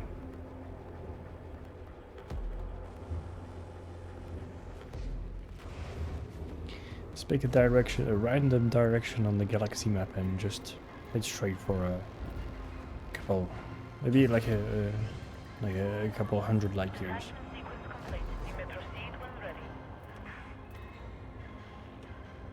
It always feels very weird to go from a massive ship to a medium ship.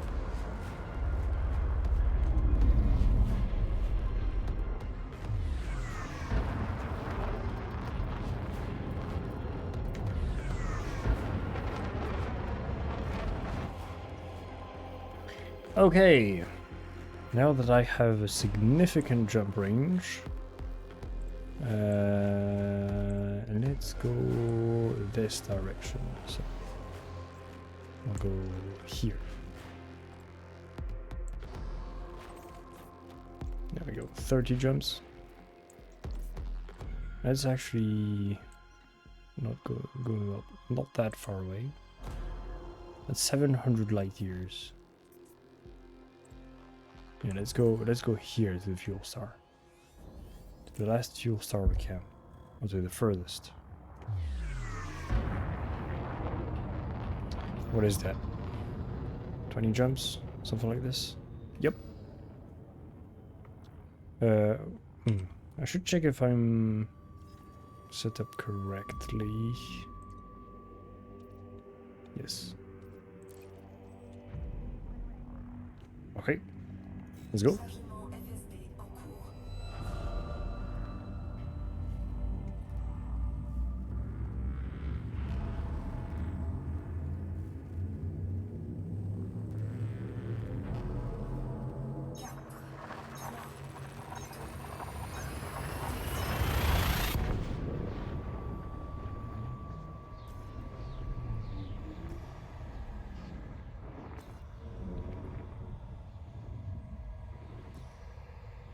Okay.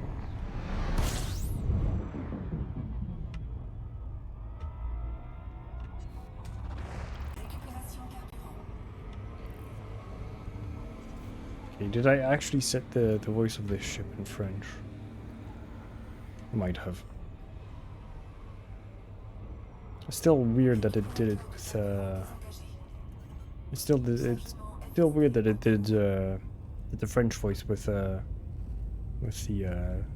previous ship, the Corvette, because that shouldn't be. That should be set to the male English voice.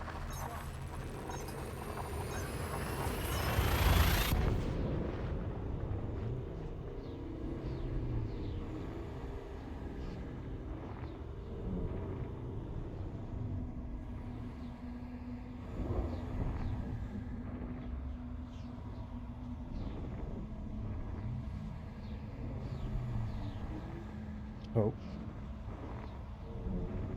Game. Am I going to be disconnected?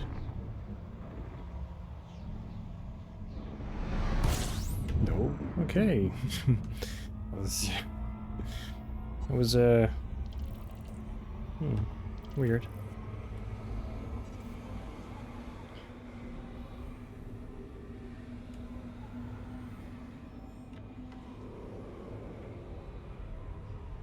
Especially since I don't have anything else running in the background that could impair on my connection.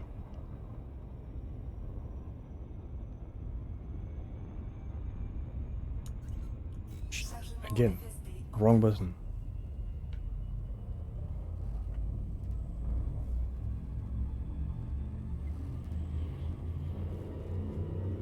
I mean, my internet has been pretty good ever since I've changed all the settings from the stream. There should have been a slightly noticeable increase in quality. Like an encoding quality, it shouldn't be as pixelated as it was before. So, but unfortunately I can't go higher until I get better internet. So yeah, it's about the maximum I can do without tripling my internet. Récupérateur de carburant désengagé. Chargement FSD en cours.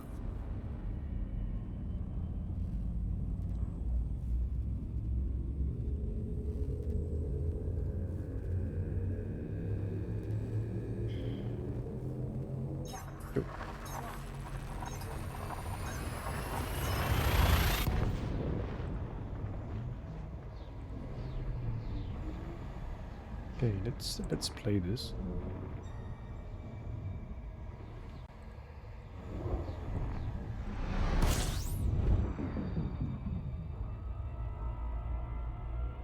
Analyse du système terminée. There's only 1 star. Maybe 2 or 3, but that's it. It's built. It's asteroid builds. Chargement FSD en cours. Yeah, it's the surface scanner I need.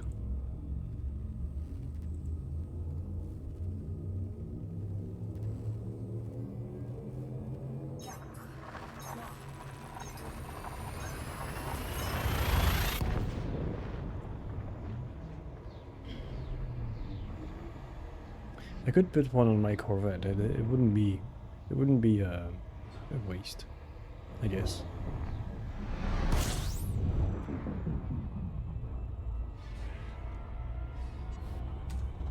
Récupération carburant.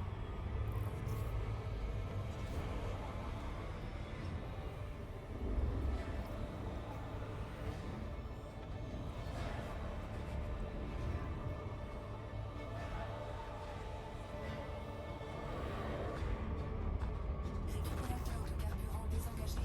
Chargement FSD en cours.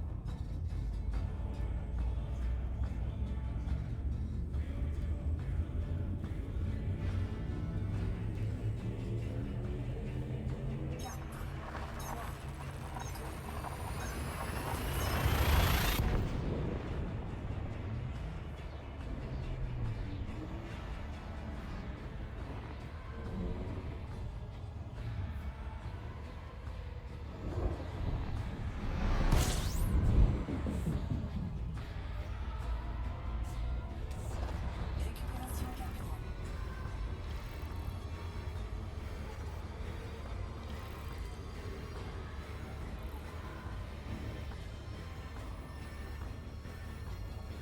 Récupérateur de carburant désengagé.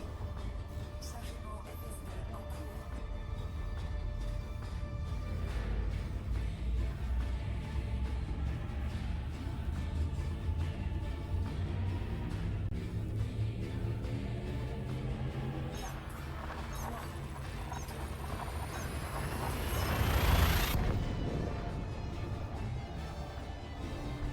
The music for Dark Tide is so fucking good. This is very incredible. The guy who did it is very, very talented. He did quite a lot of popular video game music.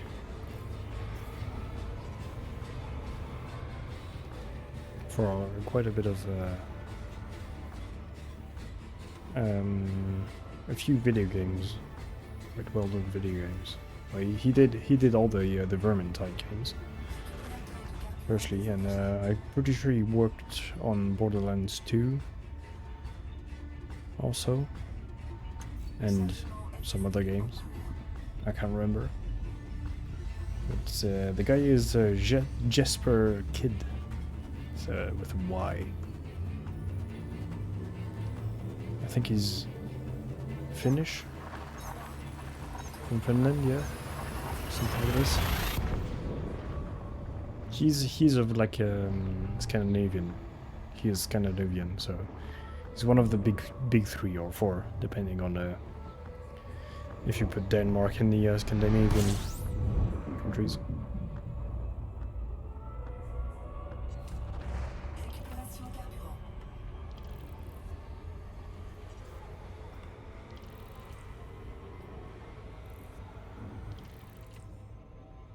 Récupérateur de carburant désengagé.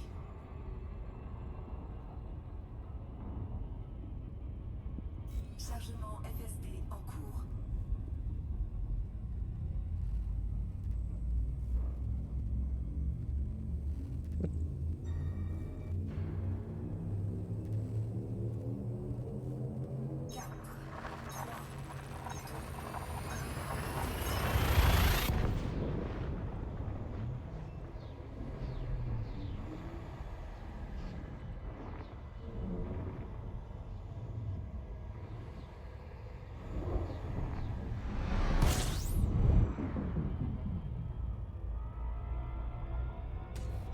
Récupération carburant.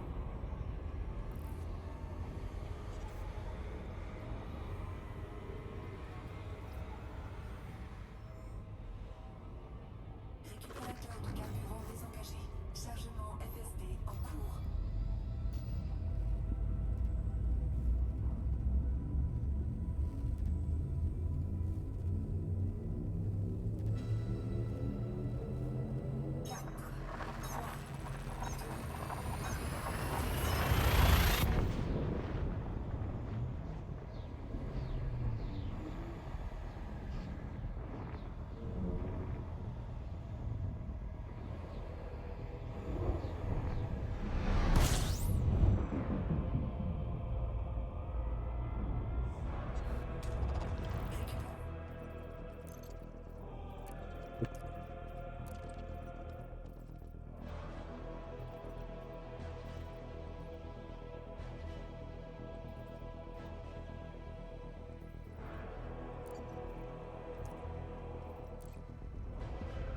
There we go.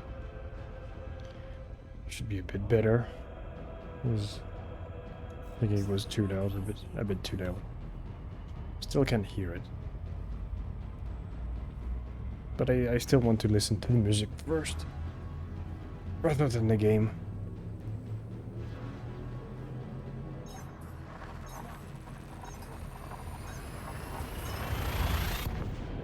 Yeah, it still hits yellow on the OBS when I do the jump.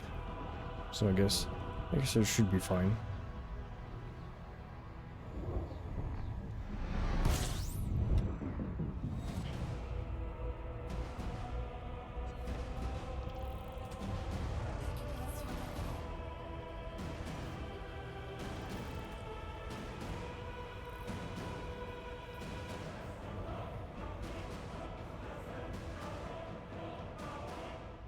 Récupérateur de carburant désengagé.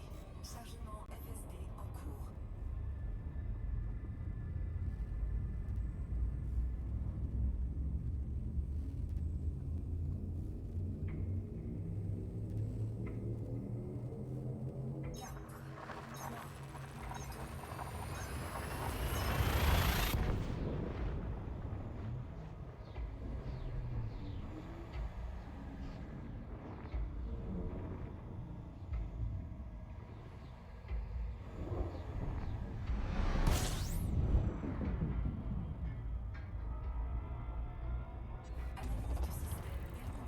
Récupération carburant.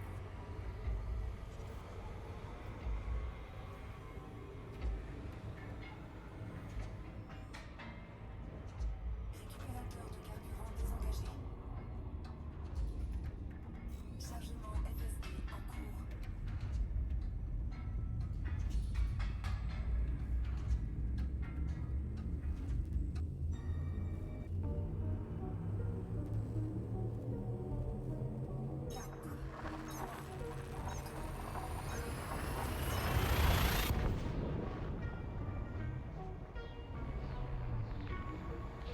I need to sort out one of my tracks and stuff. I could play, so I could potentially play whatever music I want. Although it surely wouldn't be the taste of everyone.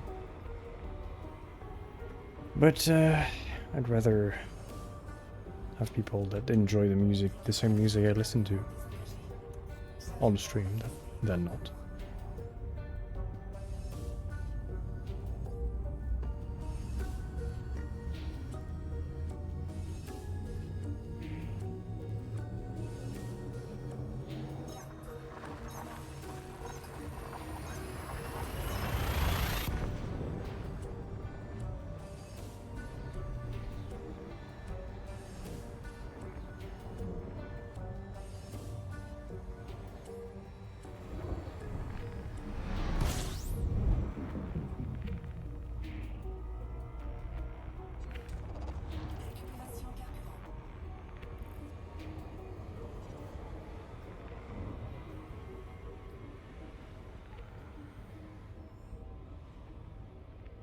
Récupérateur de carburant désengagé. Chargement FSD en cours.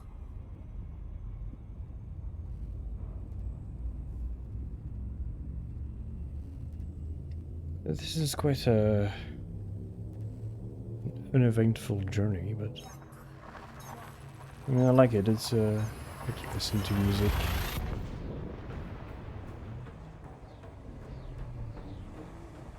Yeah, there's 3 discs.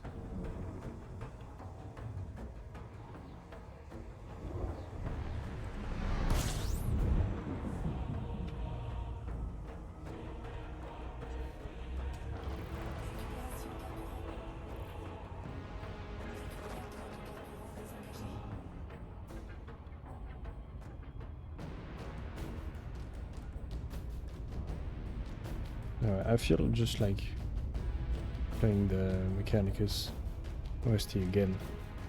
It's such a good music.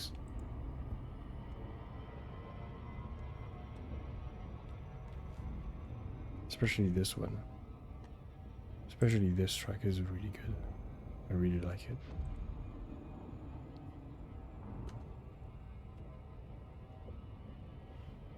One of the longest tracks of the album is one of the best. So good. Chargement FSD en cours.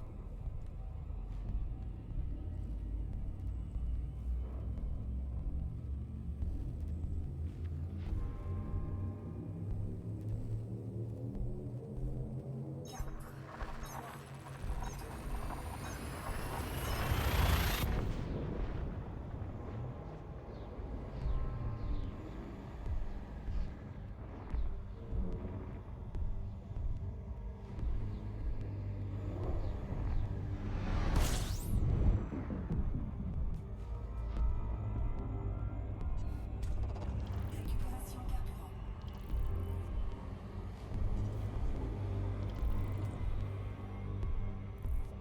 Récupérateur de carburant désengagé. Chargement FSD en cours.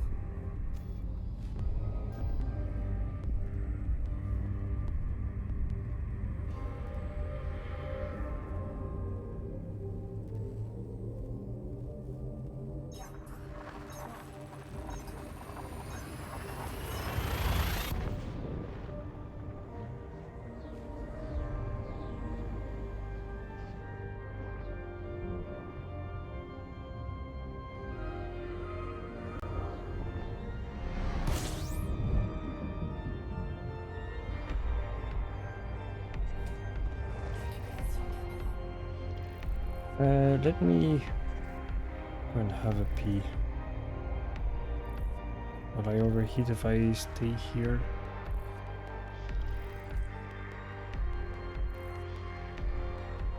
I hope not. Okay, I'll be right back.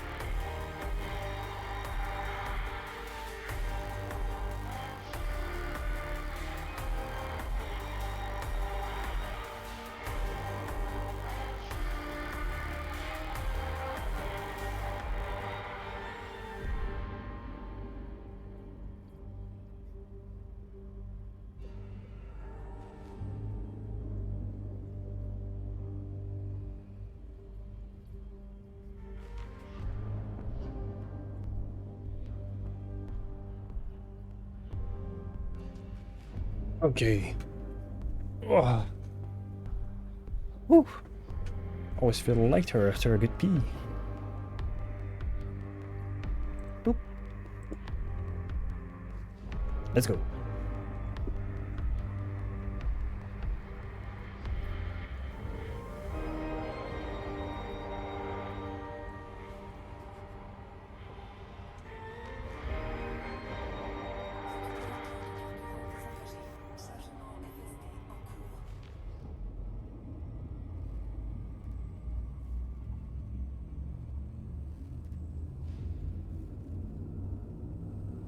Children of the Omnissiah is a good track too.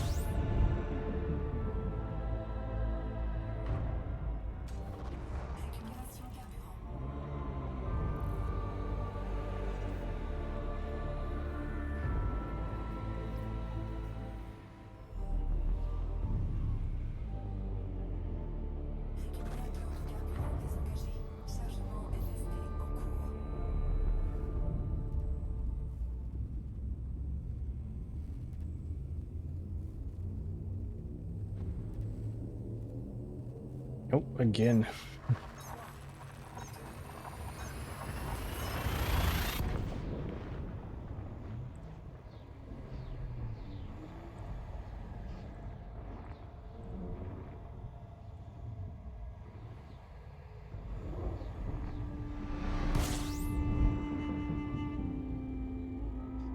Okay, gonna change a bit to the music.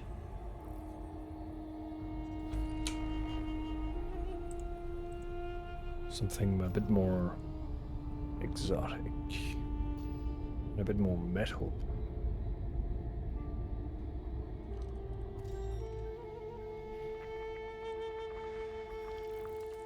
Okay, one biological.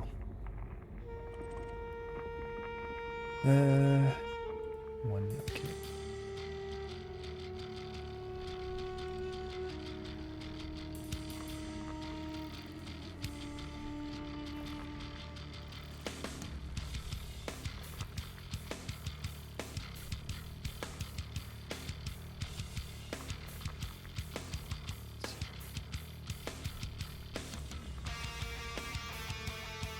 One 7-8.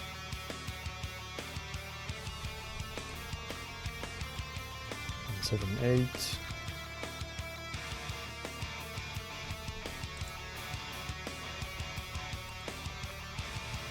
7-8-9.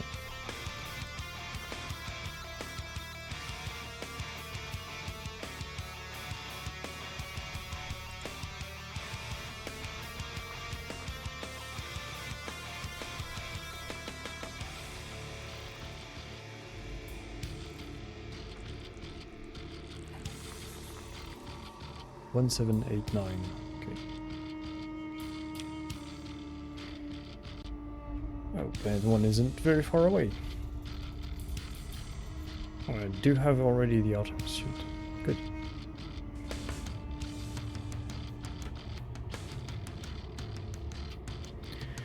I must admit, not a very exploration type of music, but I do really enjoy the this soundtrack for Elderborn. A very cool game. Some kind of mix between an old school FPS and Dark Souls game. Shit. Wasn't paying attention where I was going. And that happens. That happens, sorry. The Loop of Shame.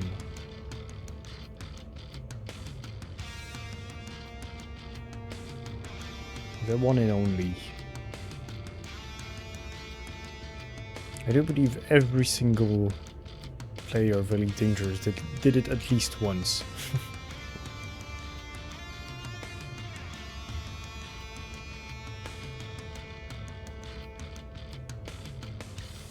Okay. So.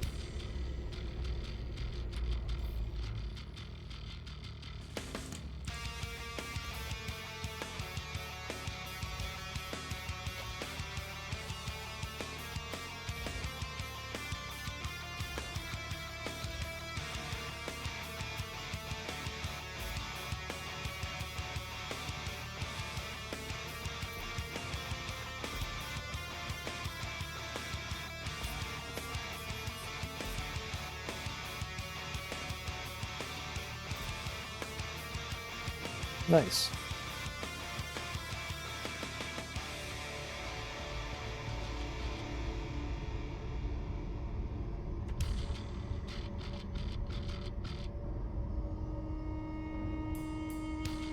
I hope it's not too loud.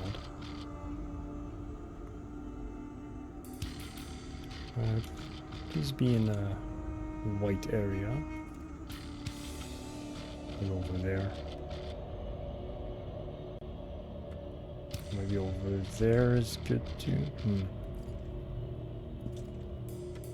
I could go in this canyon. Yep, let's go there.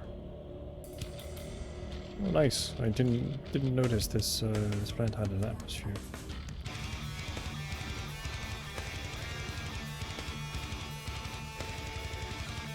Should be plenty of space for me to find something.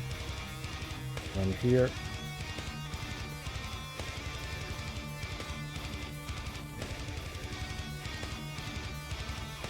Yep, so just not in that bridge. Okay.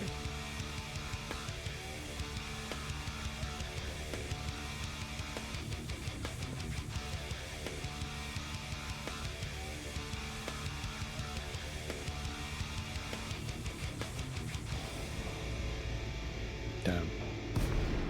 Good music. Good guitar riffs.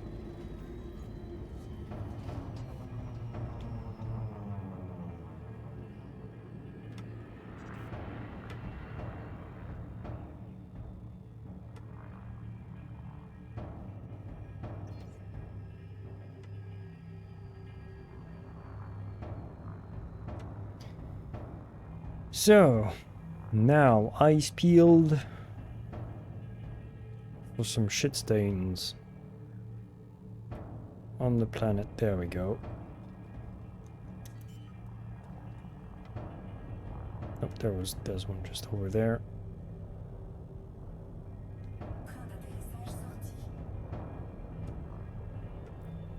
There's a plonk down here. Go. Disembark.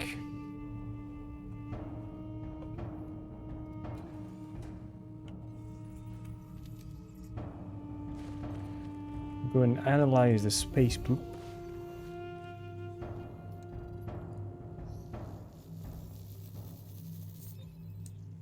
Enjoy the view for a bit. Oh yeah, my golden asp.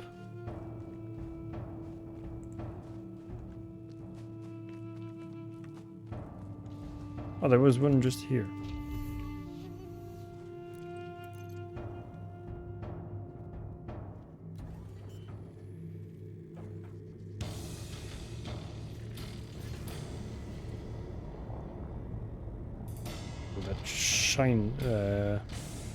The shine on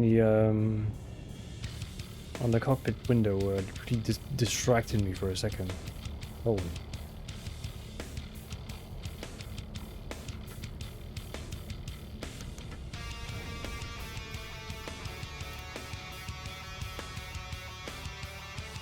Maybe that's a bit too loud.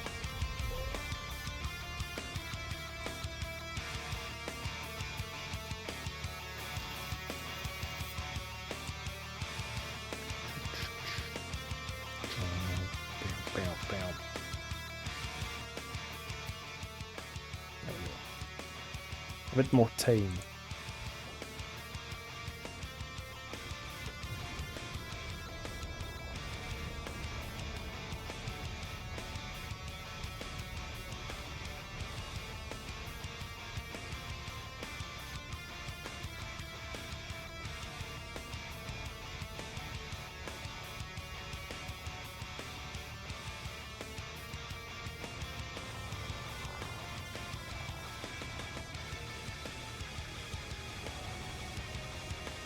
Nope.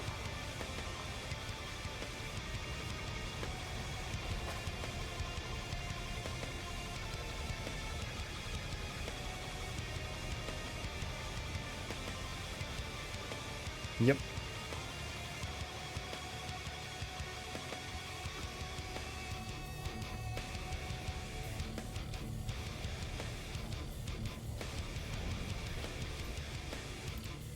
Now let's go.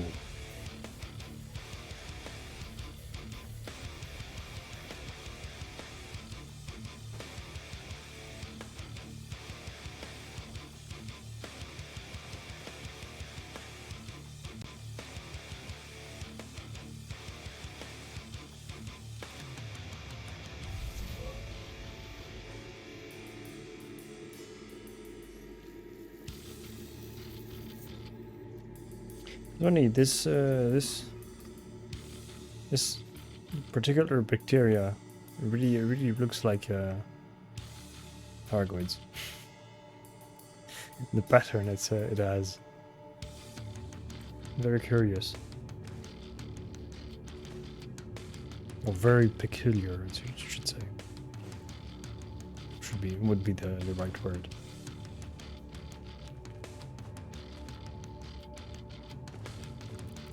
Okay.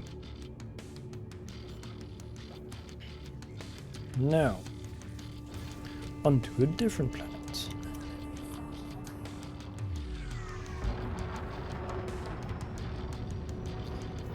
I believe it was 6789.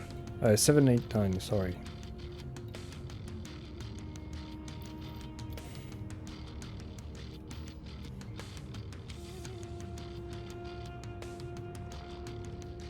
$3K.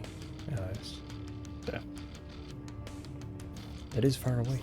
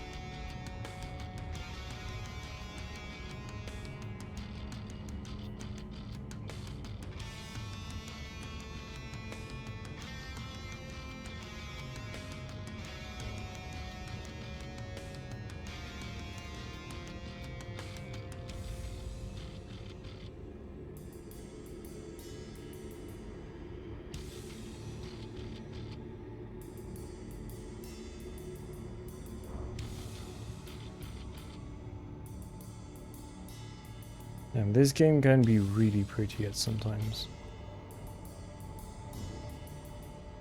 I mean, I've always been of the opinion that making a space game pretty isn't very hard, because space is always easy to make to make good looking space environments look good with very little.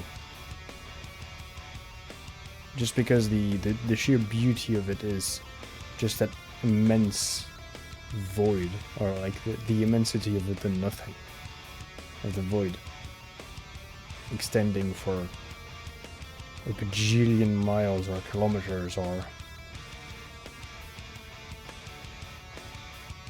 in all direction. Or at least I find it's the beauty of it. That's the beauty of it.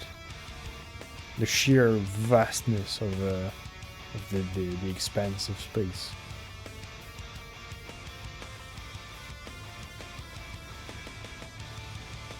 It is actually quite hard to wrap one's head around. Just because it's absurdly large. And the distances are, again, absurdly vast.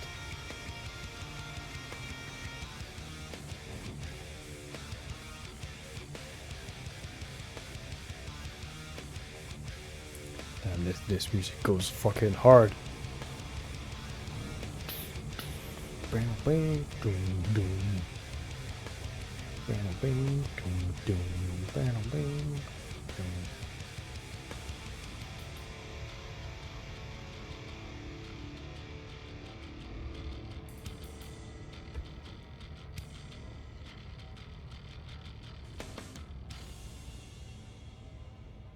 Will it play another song like I told it to?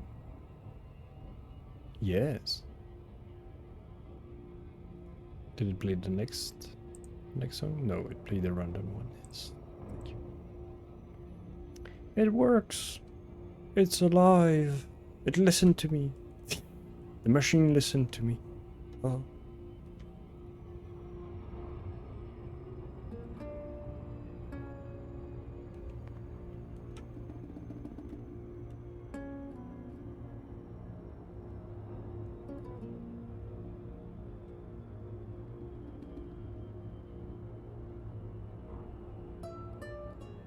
Well, this is a shorter track. The last one was like 14 minutes, believe it or not.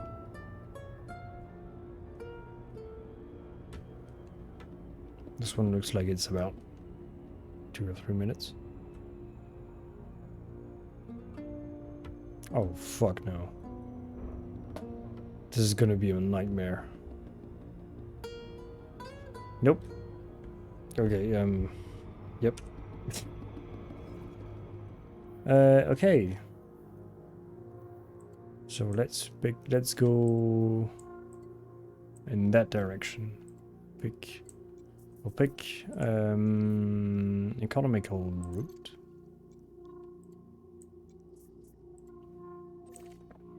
That's 16 jumps. Okay. Not bad. Not bad, not bad. Let's go.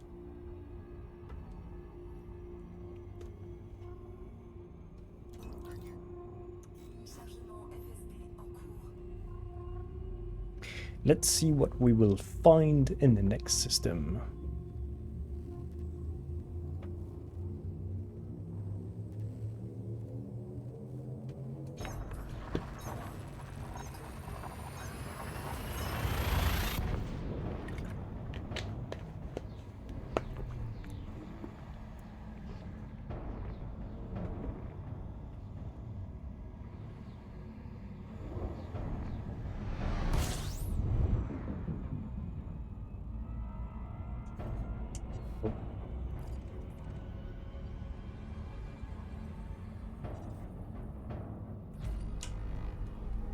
Okay, 7 bodies.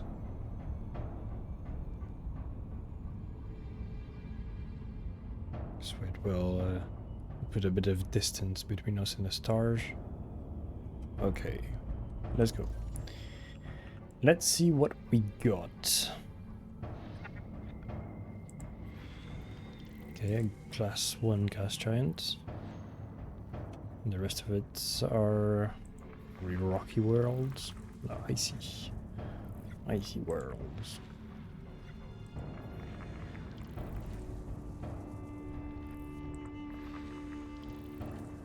I don't think there will be anything in the system. It doesn't look like there would be on the icy world. Yep, there was nothing. Chargement FSD en cours. At least it was a small system, so we didn't lose very much time. Not that we have not that we have time to lose, because I'll be streaming. Well, I'll be playing / streaming for as long as I feel like it today, because we are Friday and I am on a weekend. I don't have to go to work tomorrow.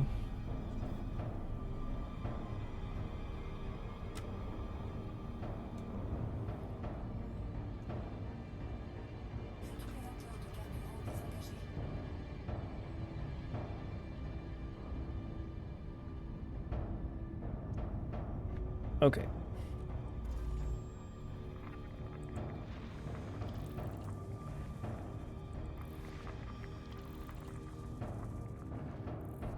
Okay, that looks like a bit more promising. It should be still icy body, but it's the good type.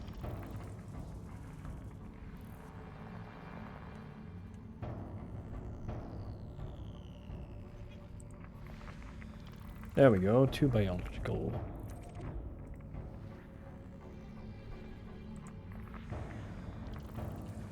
And then this. And 5, okay. Which one was it? 3 and 5, okay.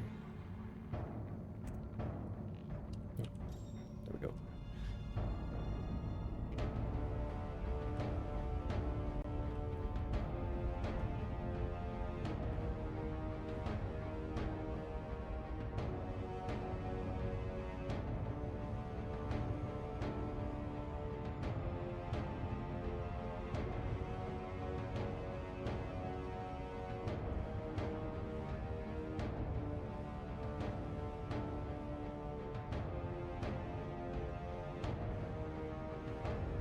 Some is nearly done.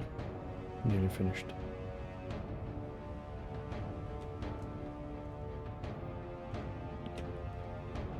Nope.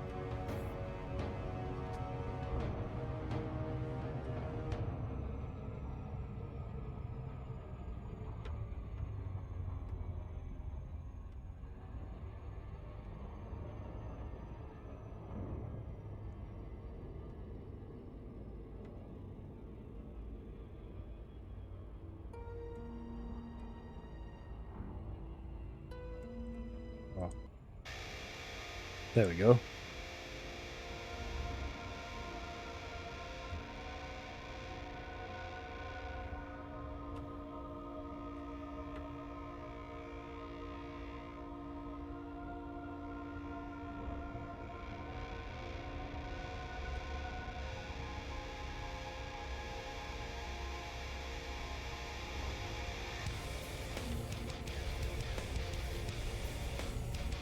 This one's a good track too.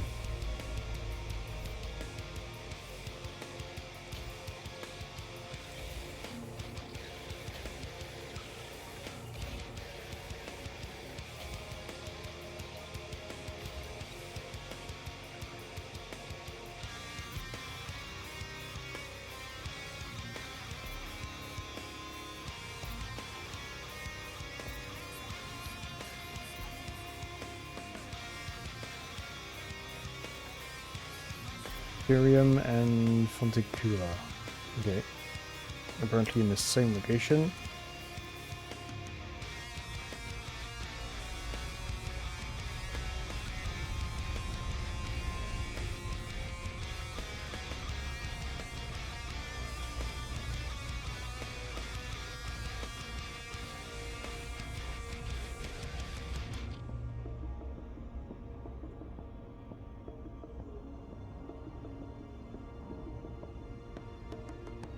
Fonticula is the weird mushroom type things, yes.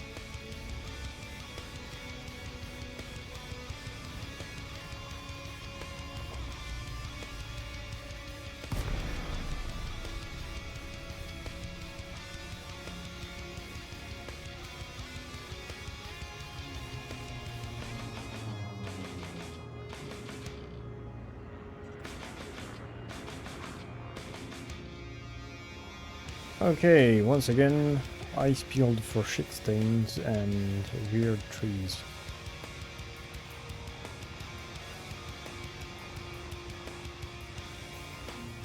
There we go. And both of them.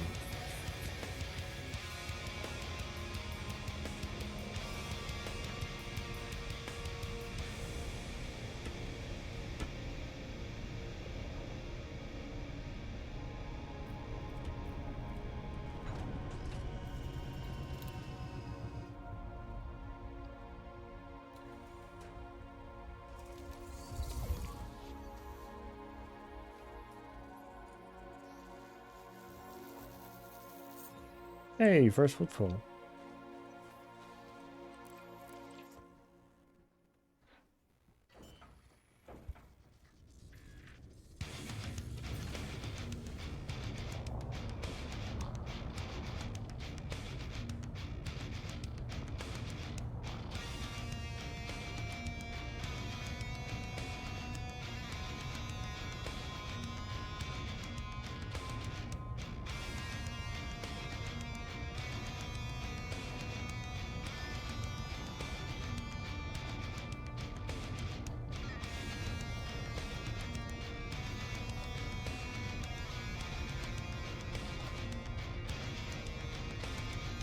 Come on.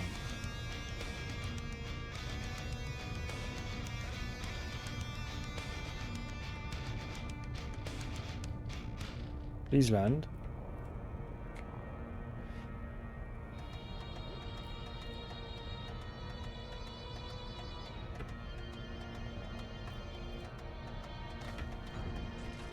Thank you. Oh, wrong menu. Oh.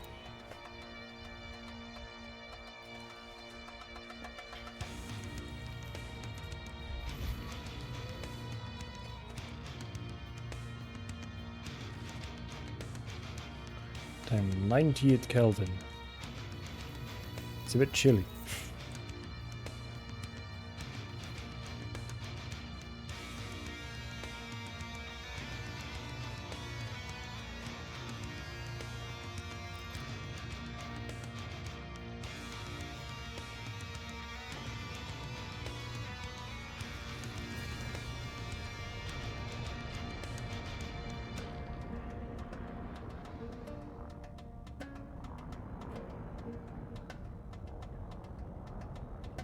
That should be far enough.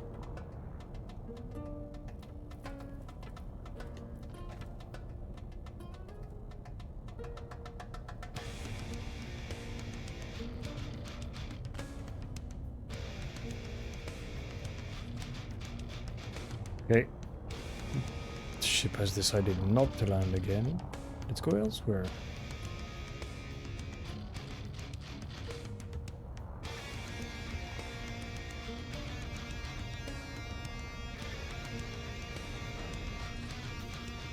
Thank you, ship.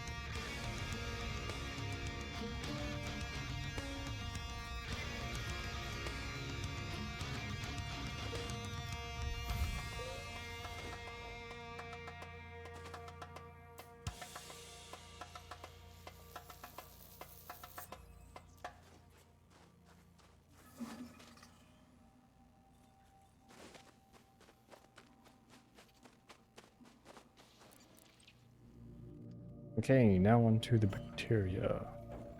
Oh, there's one just there.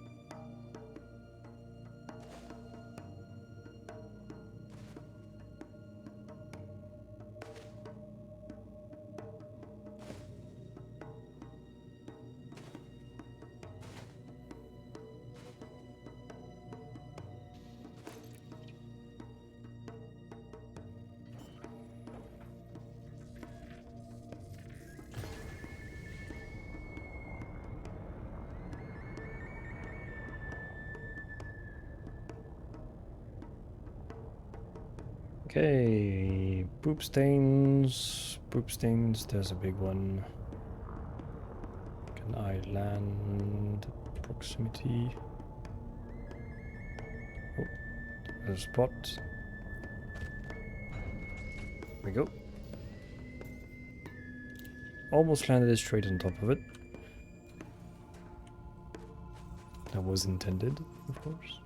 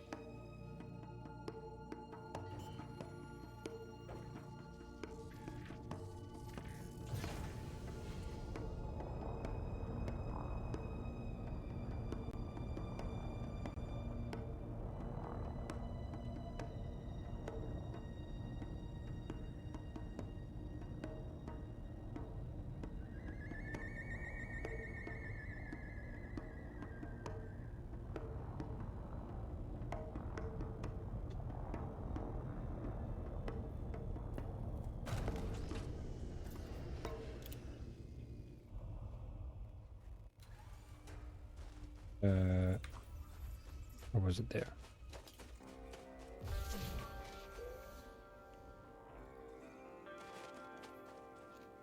You know what? I feel like actually just streaming this all weekend. See how much money I can make.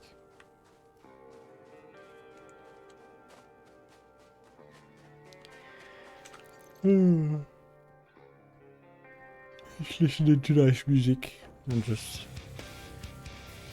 flying around, scanning poop stains on the ground. Oh, I'm done with this planet. That's all there was.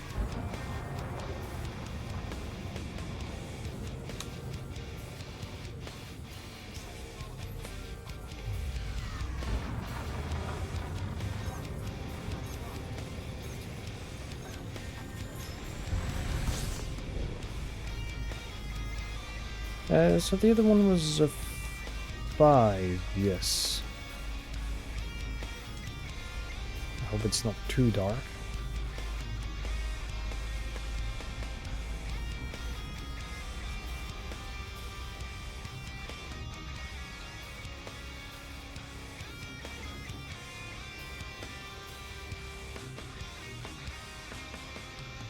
Damn, when you go out of the atmospheres, the glare of the sun disappears very quickly. It is quite a nice touch, and quite a nice visual touch, I find. Much like in real life, you won't get a massive glare from the atmosphere when you're in space.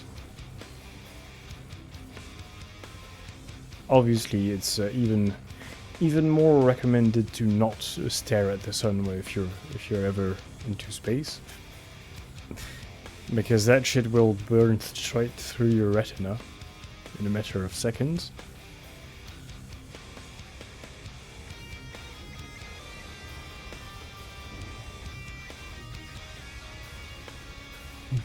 The unbridled power of the sun, unshielded by Earth's atmosphere. And with that you'll get a good dose of cosmic radiation too. Unfortunately, it doesn't give you superpowers, which is quite a shame, but one can always hope.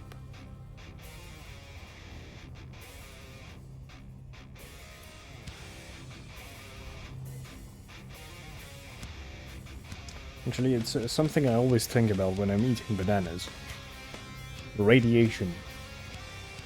It's because of the potassium, I think it's potassium 40. The isotope of potassium that banana contains. It is radioactive. So when you eat a banana, you are slightly more radioactive than you were before.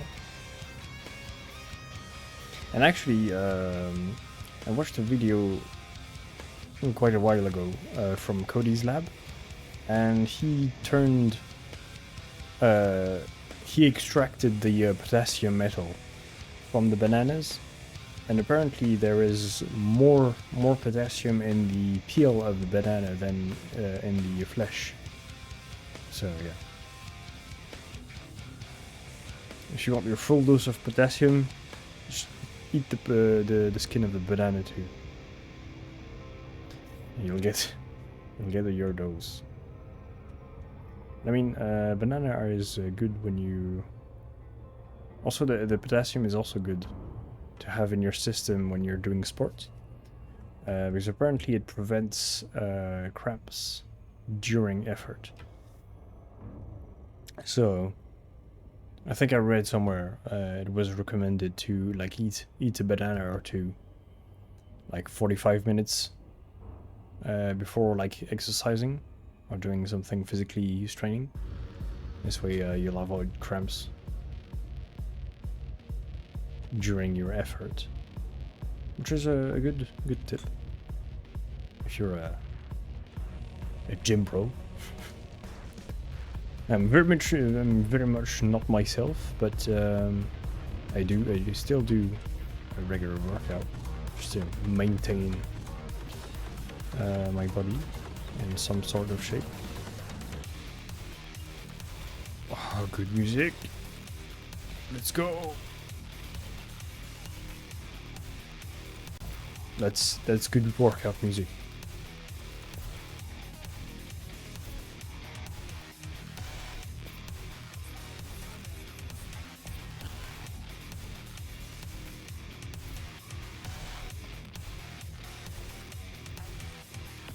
Hey, only shit.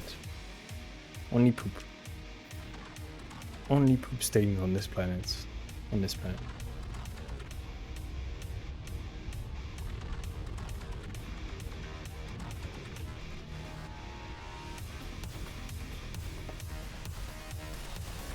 Damn, this music goes... This track goes hard. I've always liked the mix between low tune guitars and electronic music. I think it fits very well.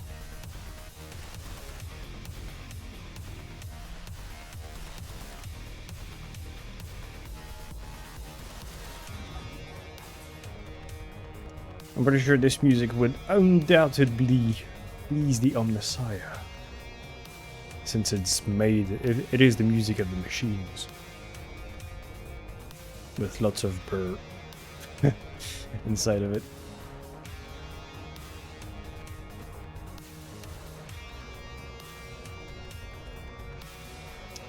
Am I shooting myself in the foot by going into the crater?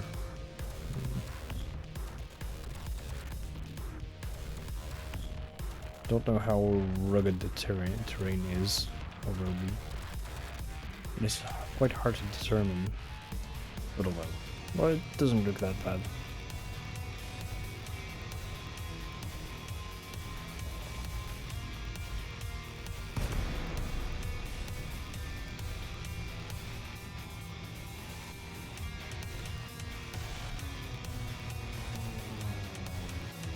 Almost went in, smacked into the ridge.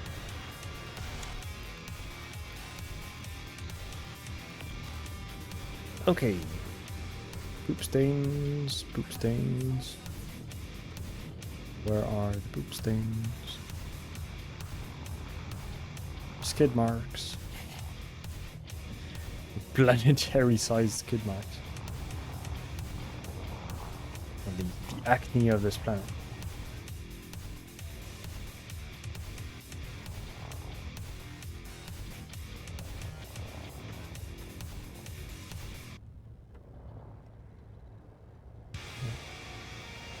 Is it because I'm going downhill that that my ship is hard to control? Maybe.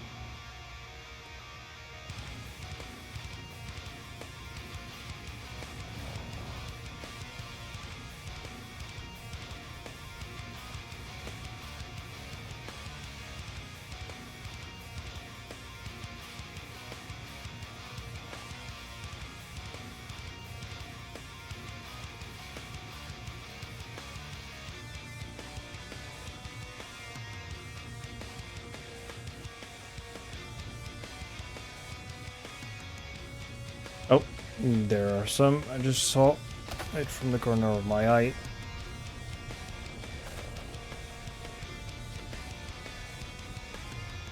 How is that unsuitable terrain?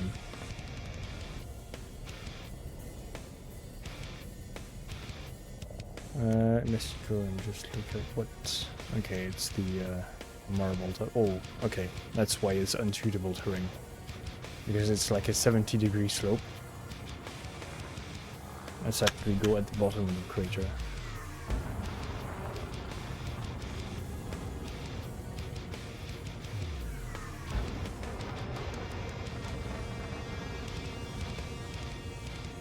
Damn it. This is a massive crater.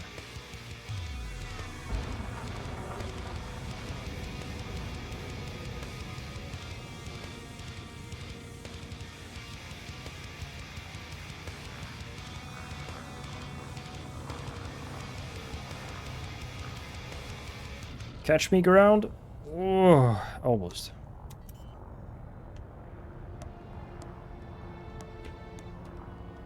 Okay, I should be able to land around here if I find something.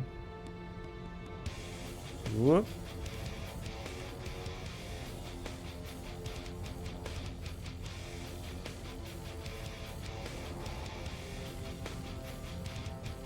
Is that it? No.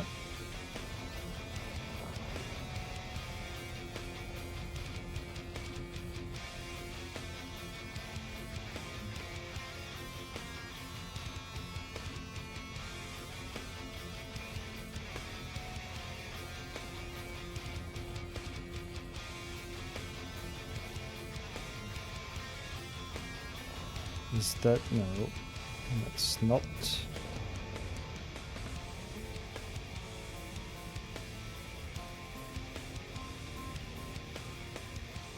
I still can't land.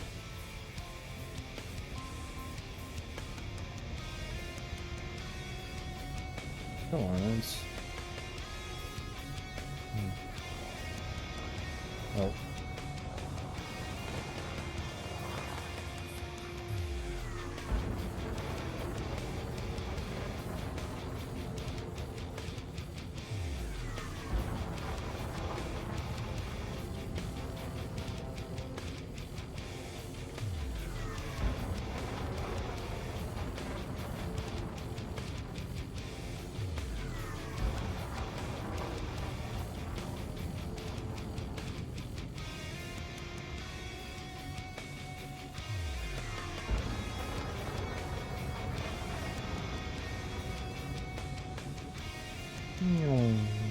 Well, I've always loved flying low to the surface of planets.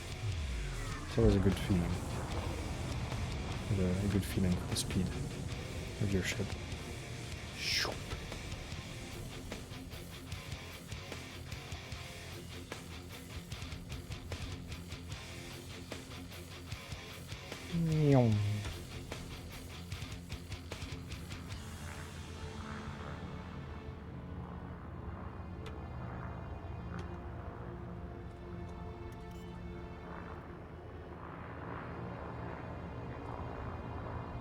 Okay, now the terrain should be way more tame. Let's hunt for bacteria. Oh, and it sounds like this guitar riff sounds like Gojira. I could see this riff in being in a Gojira song.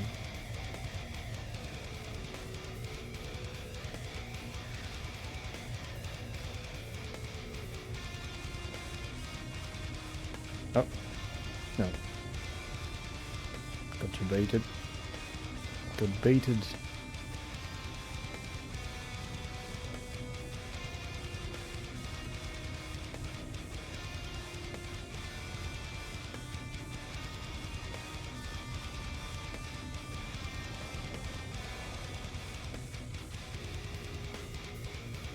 Is that some?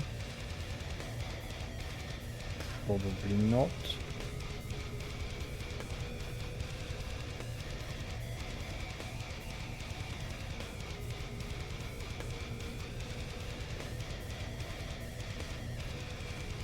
It is very hard to distinguish on this terrain.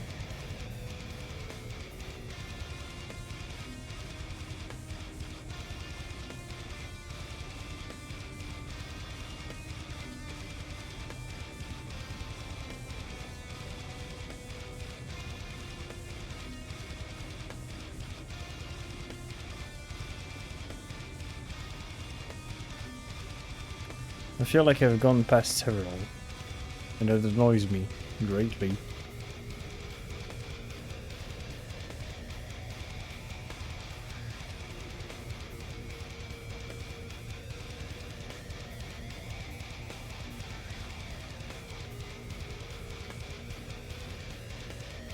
Ah. Is that some? No, I don't think so.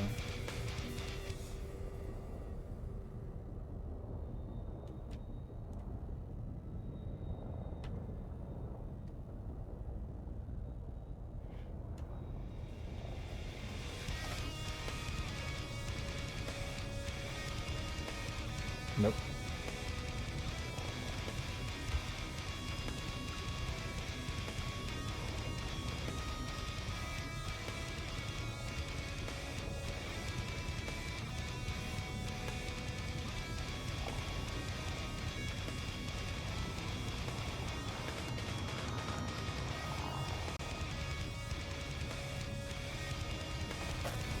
Oops.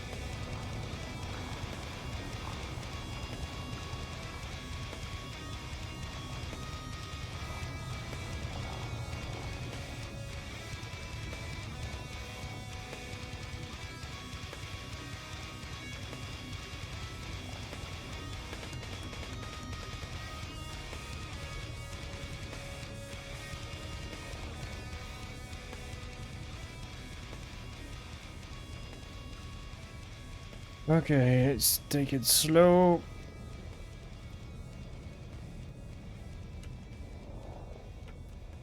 I'm starting to get annoyed with this planet.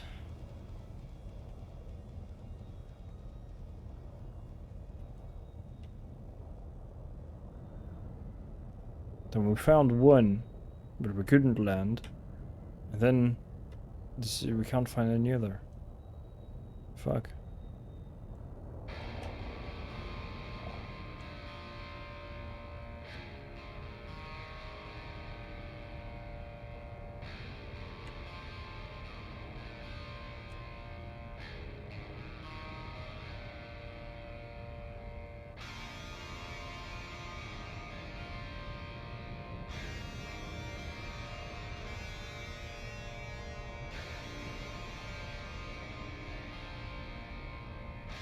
Surely that's not it.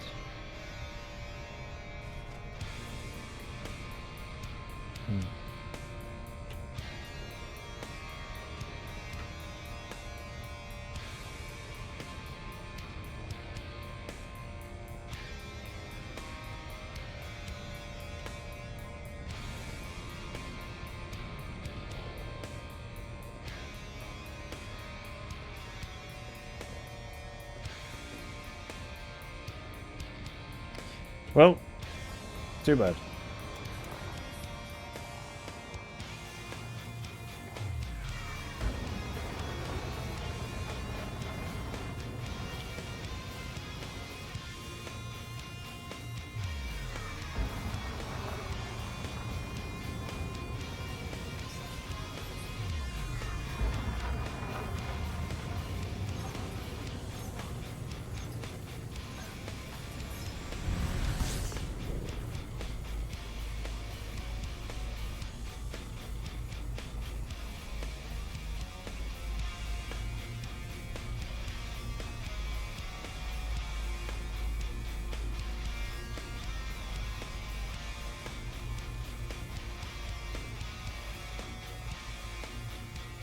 Oh, it had a very thin atmosphere.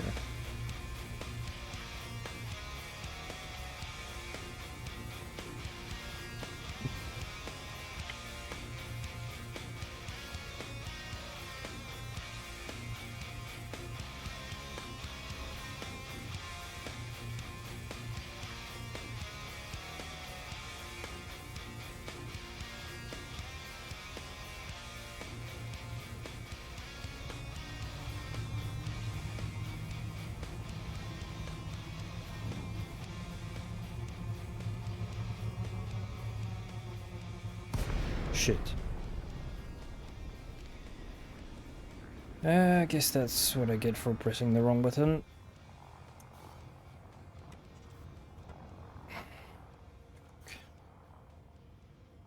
Chargement FSB en cours.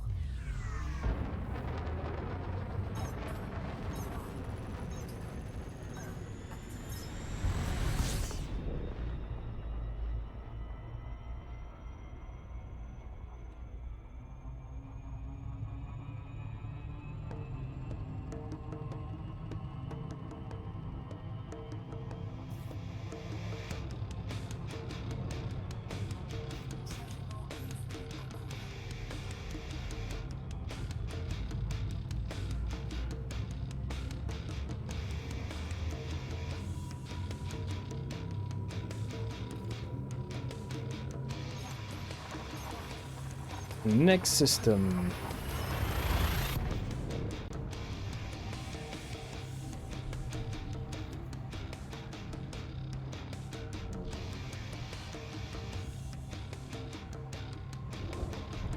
Let's see if we can get something a bit more exciting here.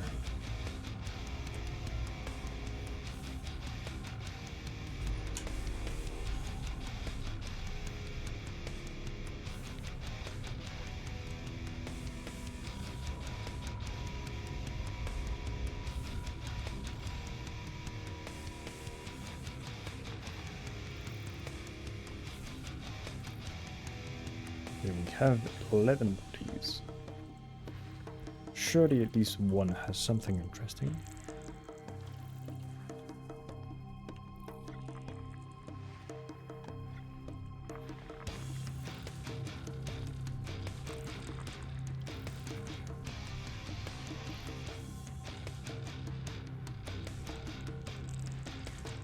Hey, bingo. So one.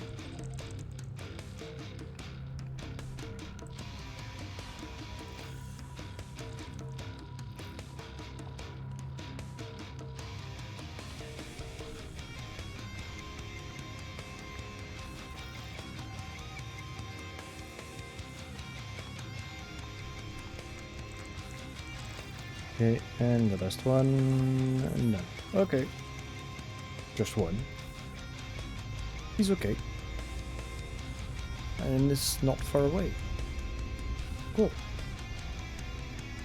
I think it's going to be quite hot on this planet.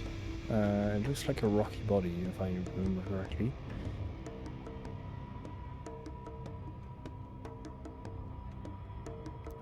At least it looked like it. I can't remember what it said.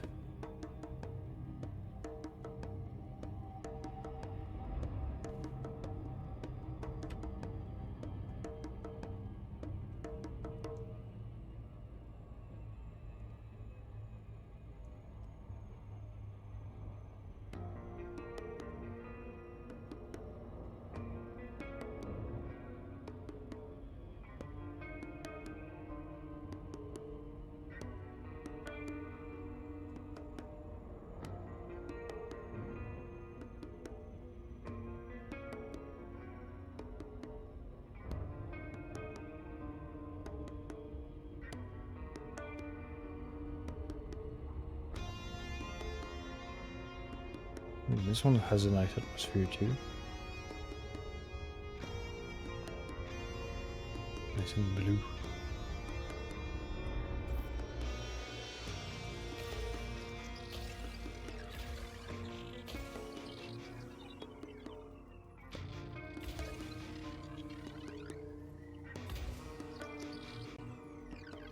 Let's see what we got.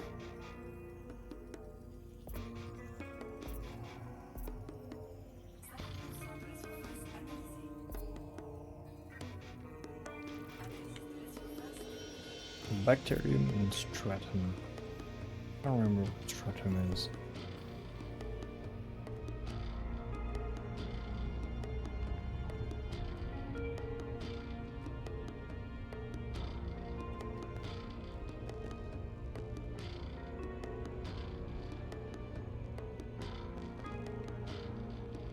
Let's try and pick a good place. Around here looks good.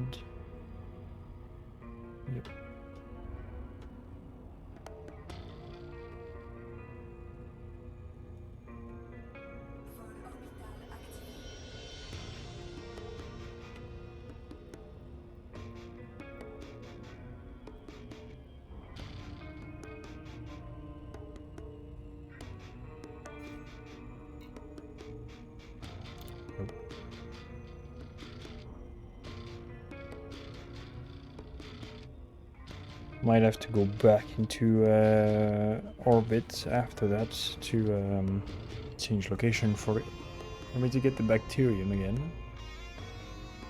Hopefully not. Grayish. I love these types of planets. Looks like Mars.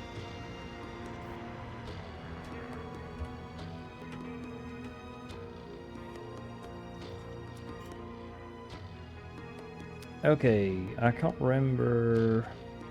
I think Stratum is the one that gets you lots of money. Maybe not. That's the bacteria. Yes, this is what I want.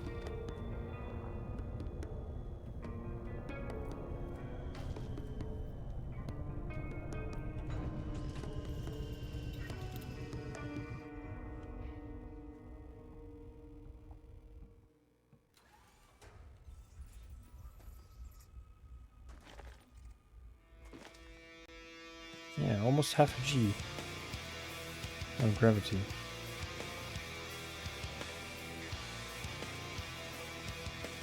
Let's start with the Stratum, this way it'll be done.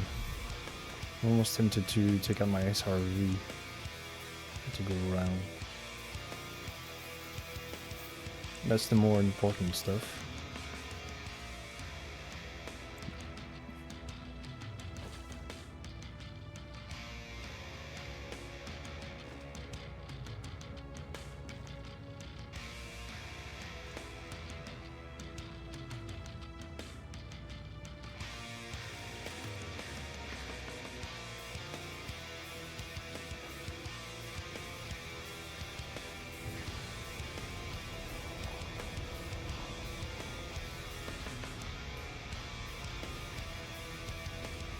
There's a bunch more over there. That should be enough distance, hopefully. Nope.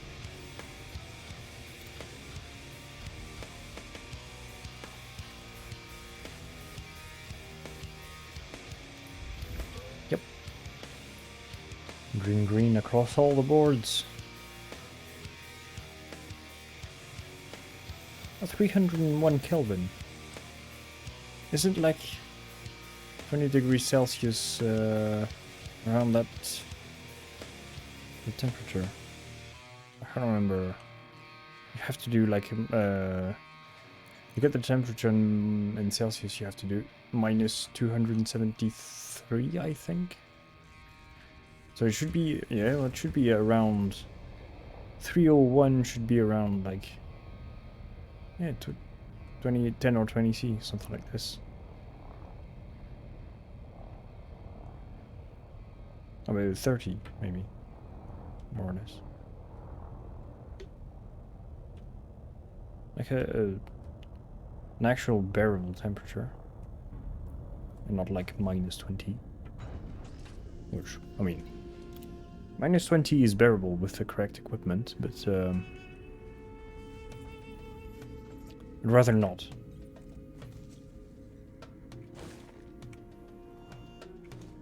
I mean, I am not one for hot temperatures, anyways. Too, but I don't really enjoy the idea of freezing to death either.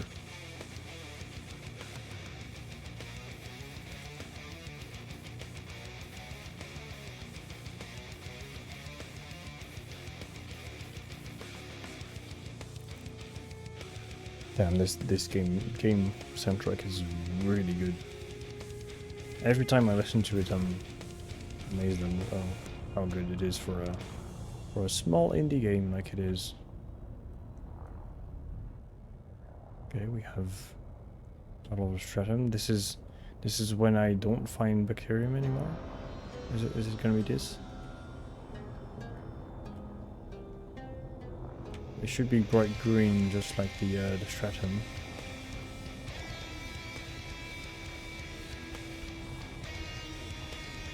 Is that a big patch? Yes.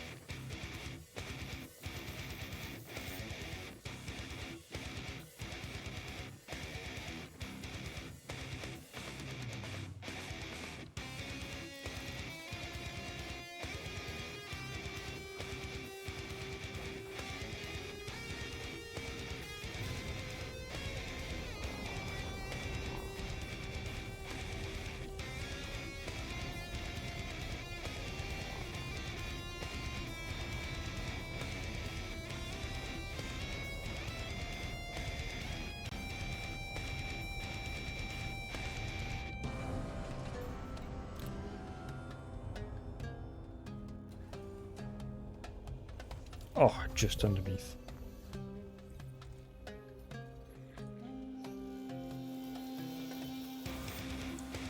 Should have went just a bit forwards.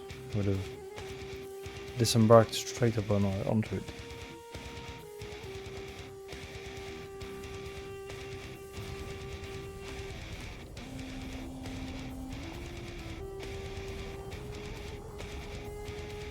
Will that be far enough? Might as well go to the other one. I could have gotten the small patch, but...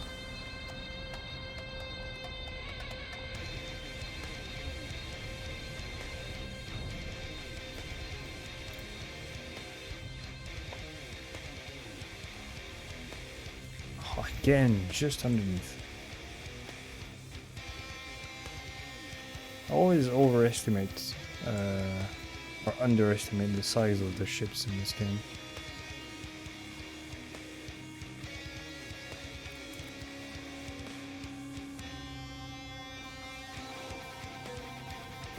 I mean, it's pretty hard to tell when you're in the cockpit anyways, so...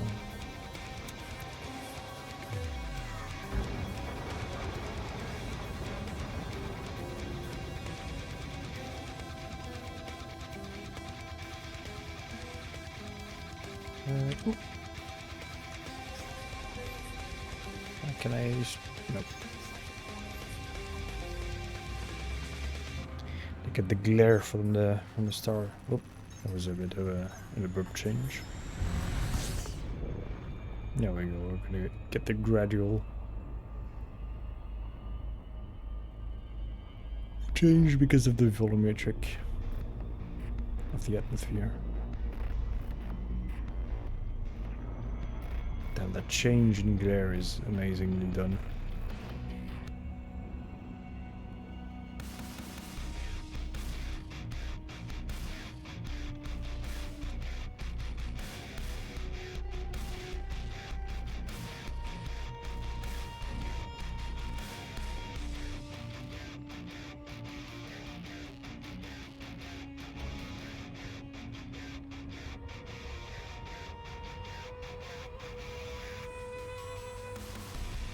Fuck! Pressed the wrong button.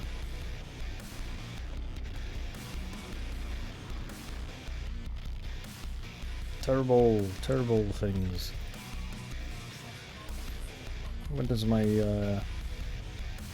pips keep getting reset in a certain way? That is very weird.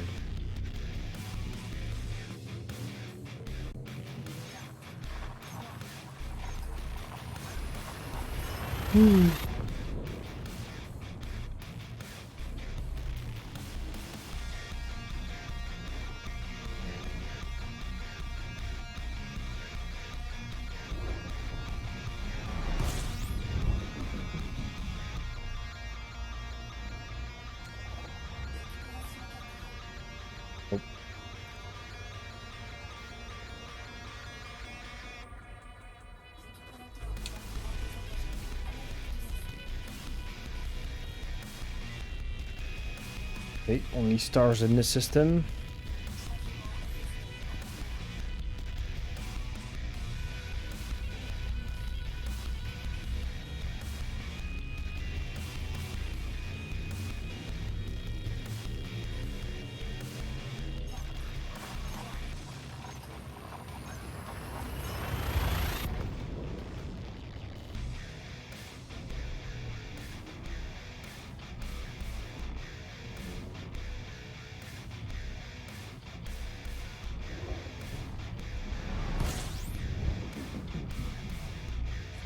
There's going to be only stars in the system too.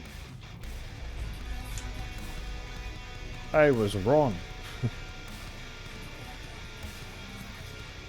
Dying 30 bodies. Holy shit. Let's get a bit far from the star. From the main star. That should do it.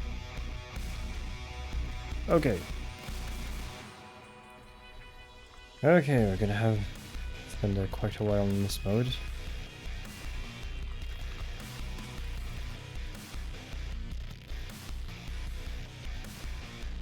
Yep. Okay, A1. Let's target this.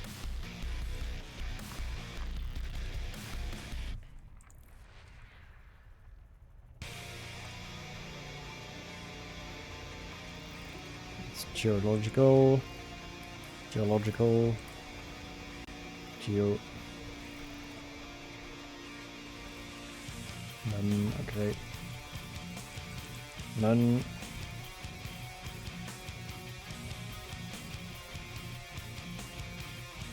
None. Okay. I believe that's almost everything. Oh, B. There's more. There's more stars. Geological. Yup. Nothing. Nothing. There's 3 stars in this system. BC2.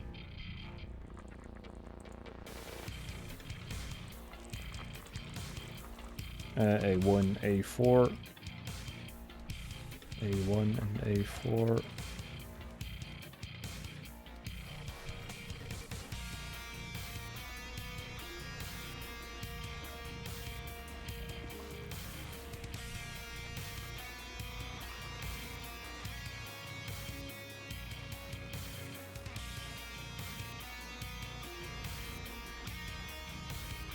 What? Which one did I target then?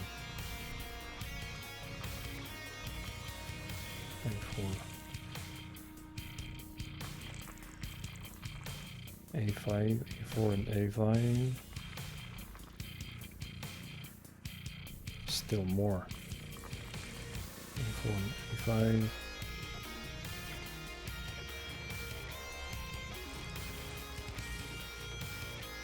A3, A4, A5. 2, 3, 4, 5, okay. A2, 3, 4, 5. No, it is A1. Oh no, BC A1. Holy shit. 1A. 2, 3, 4, 5, okay. And then BC A1. 30k light years away. 30k light seconds away. By years. 30k light years would be across the galaxy. Literally.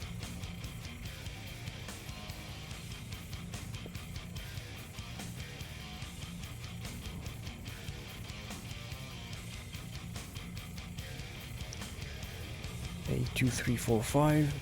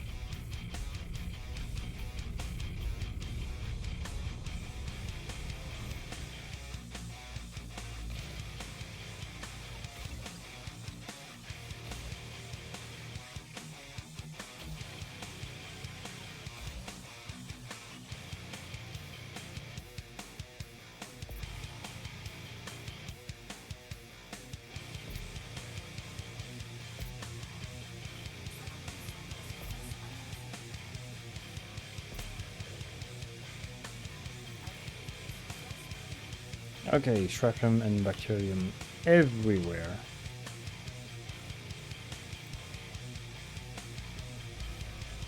It shouldn't be an issue where I land. And somewhat of a green tinted atmosphere. And quite a thick one. Well, a thick in a thicker one. Well, not everywhere.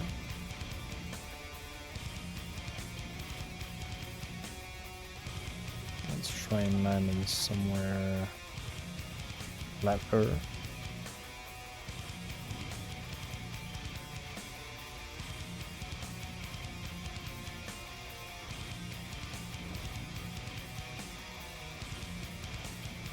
Okay, here should be somewhat decent.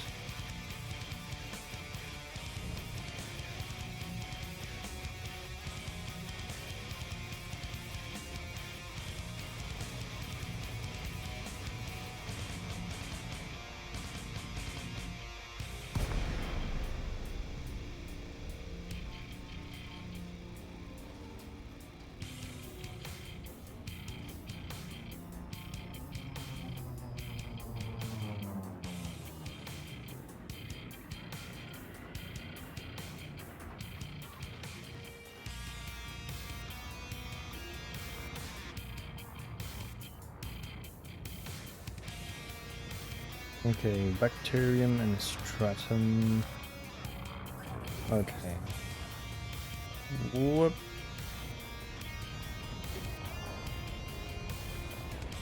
Let's go and get that tiny patch of bacteria here.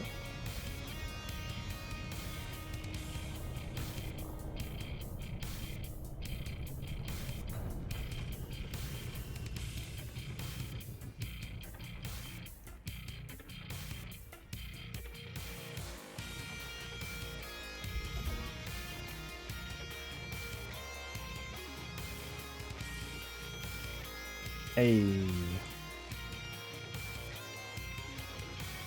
Damn, that's a really cool atmosphere.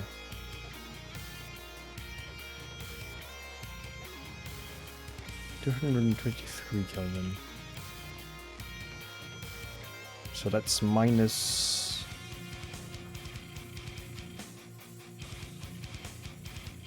minus 40 or 50 C. A bit chilly.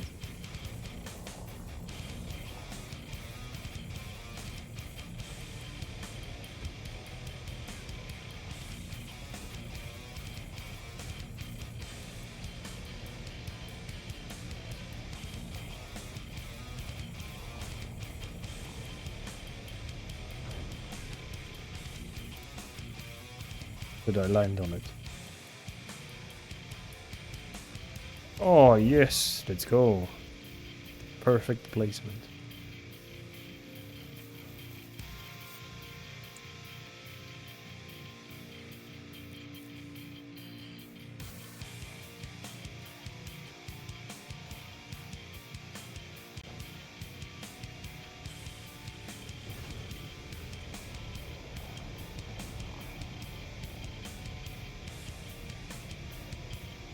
I chose a really good location. Flat terrain in every direction.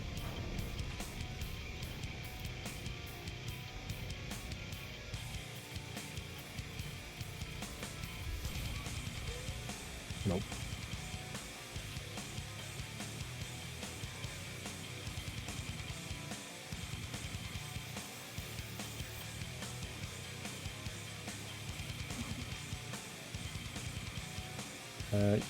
Stratum not far away. Damn, if I get like 2 or 3 planets with Stratum, this could be a very lucrative system. Like, talking about multiple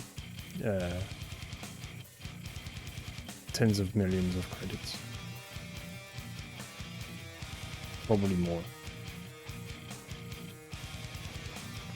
Because the Stratum is, on its own, is very, very lucrative. And since it's my first footfall, I did the first footfall. Yeah, it's gonna be good money.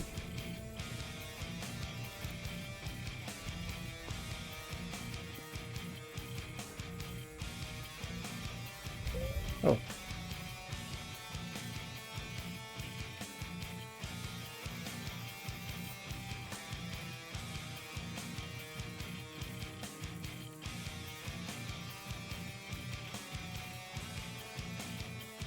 Did a good job barking there.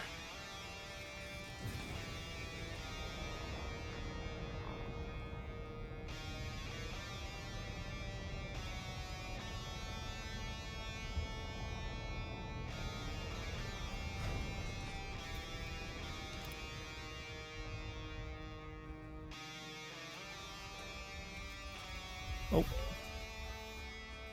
A bit too early.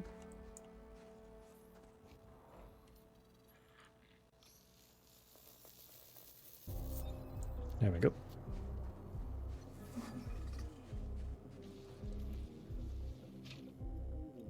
Stratum Tiktoka. Okay, on to I said 2, 3, 4, 5. Yes. And BC1A.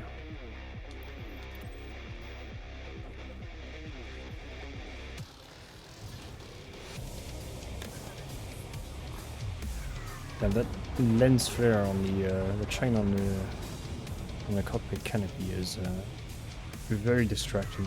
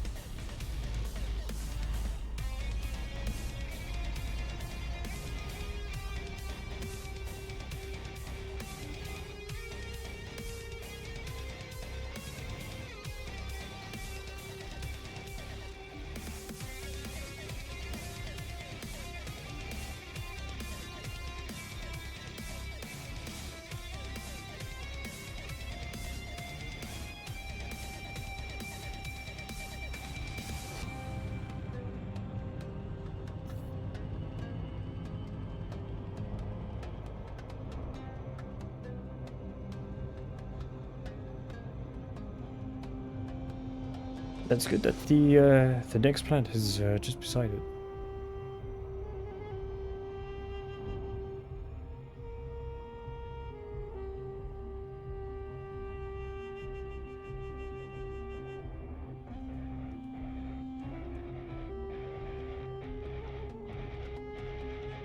I think I'll finish the system, scanning the system, and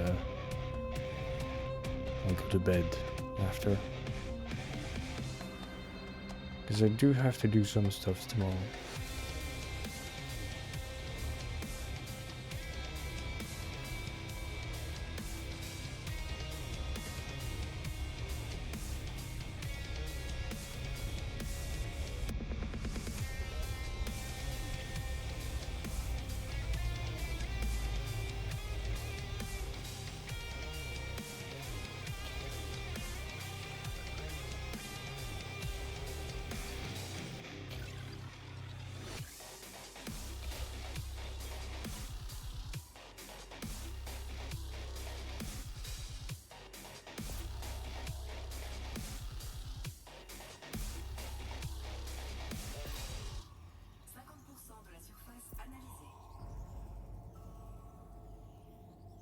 Nice.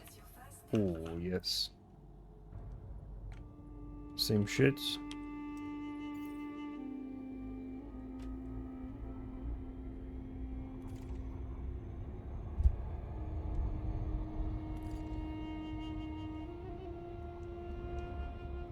Well, the pole is completely life form free.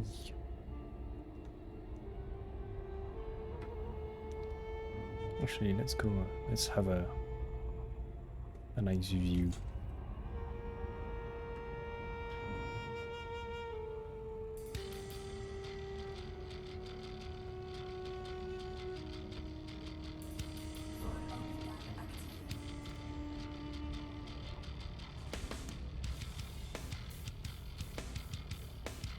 Okay, anywhere here should be fine.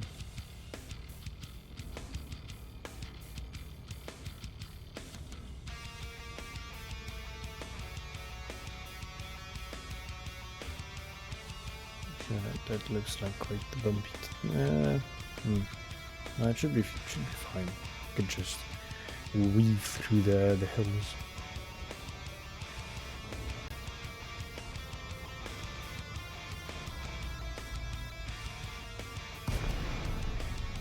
Yeah, it's not too bad.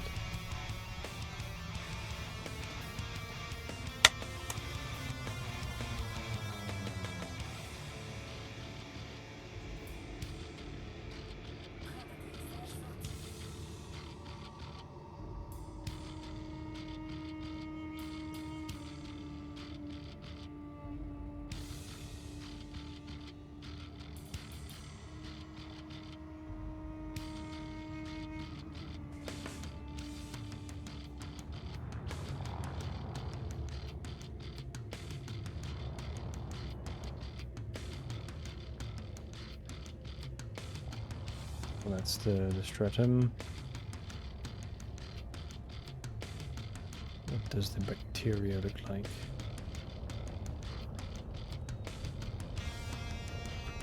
Oh, nice in red tint.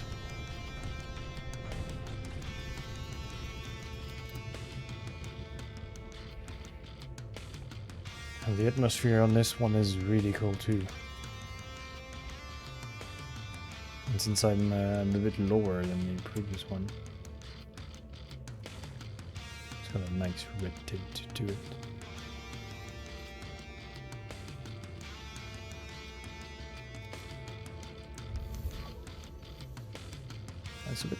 It's a bit more coldy here than on the other planet.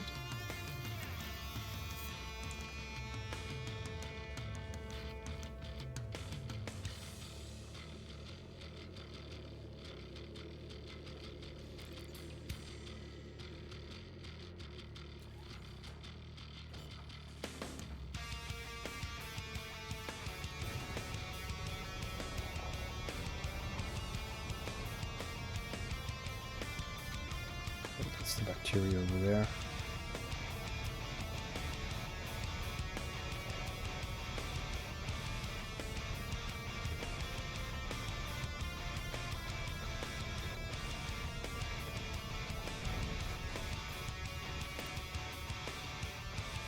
I think I landed on top of it again.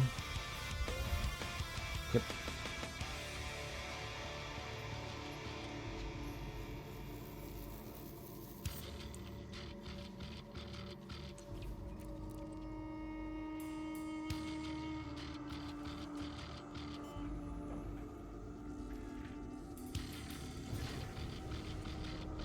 Damn, that shine gets me every time. It looks so much like a ship dropping out of a Super Cruise.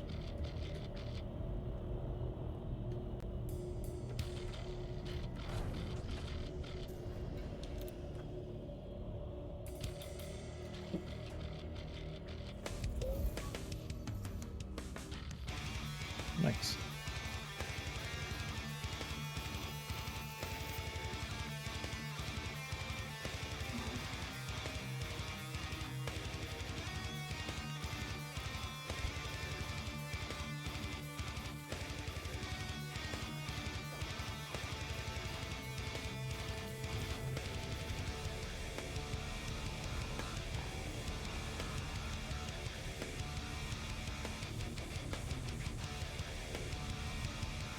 There's bacteria over there. Can I get these batches?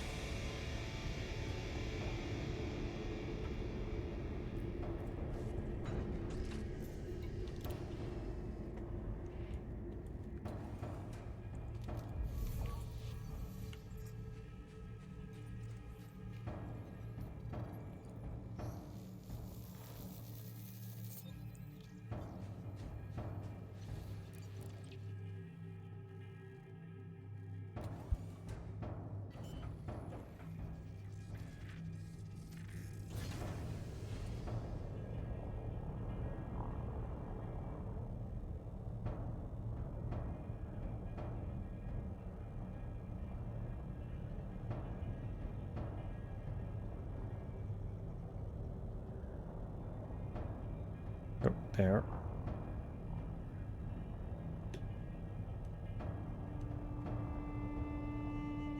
Nope, that's Stratum. It's not what I want.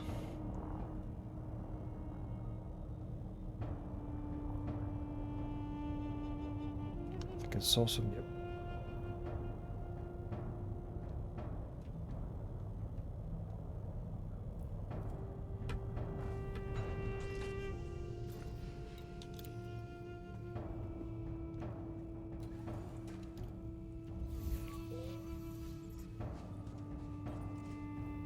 Oh.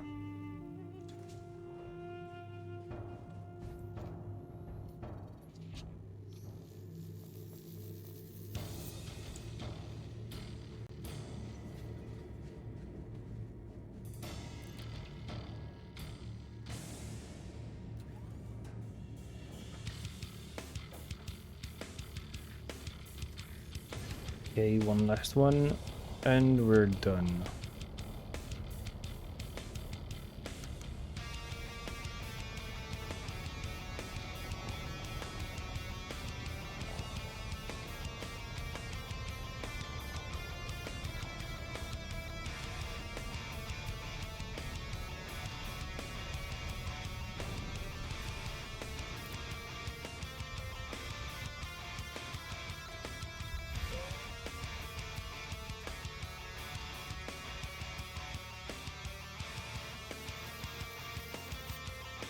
There we go. And actually, I think I'm just gonna stop here. Well, I remember what night I need to finish scanning here. 4 and 5. Yeah, shouldn't be too hard to remember for tomorrow. Alright. Stop. Exit the main menu. And yeah. Oh. Oh.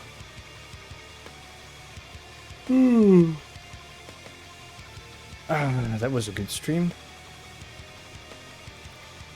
We did quite a bit. And yeah, I'll split the replay into two, with one part being the ending of Weird West, and the other part being the rest, all the Elite Dangerous we did, with all the Dedicant ships, logs, and other stuff. Alright, so I won't say see you tomorrow, but I might stream over the weekend. It depends if I don't play with my friends. If I play with my friends or not. And if not, I'll see you Thursday. See ya.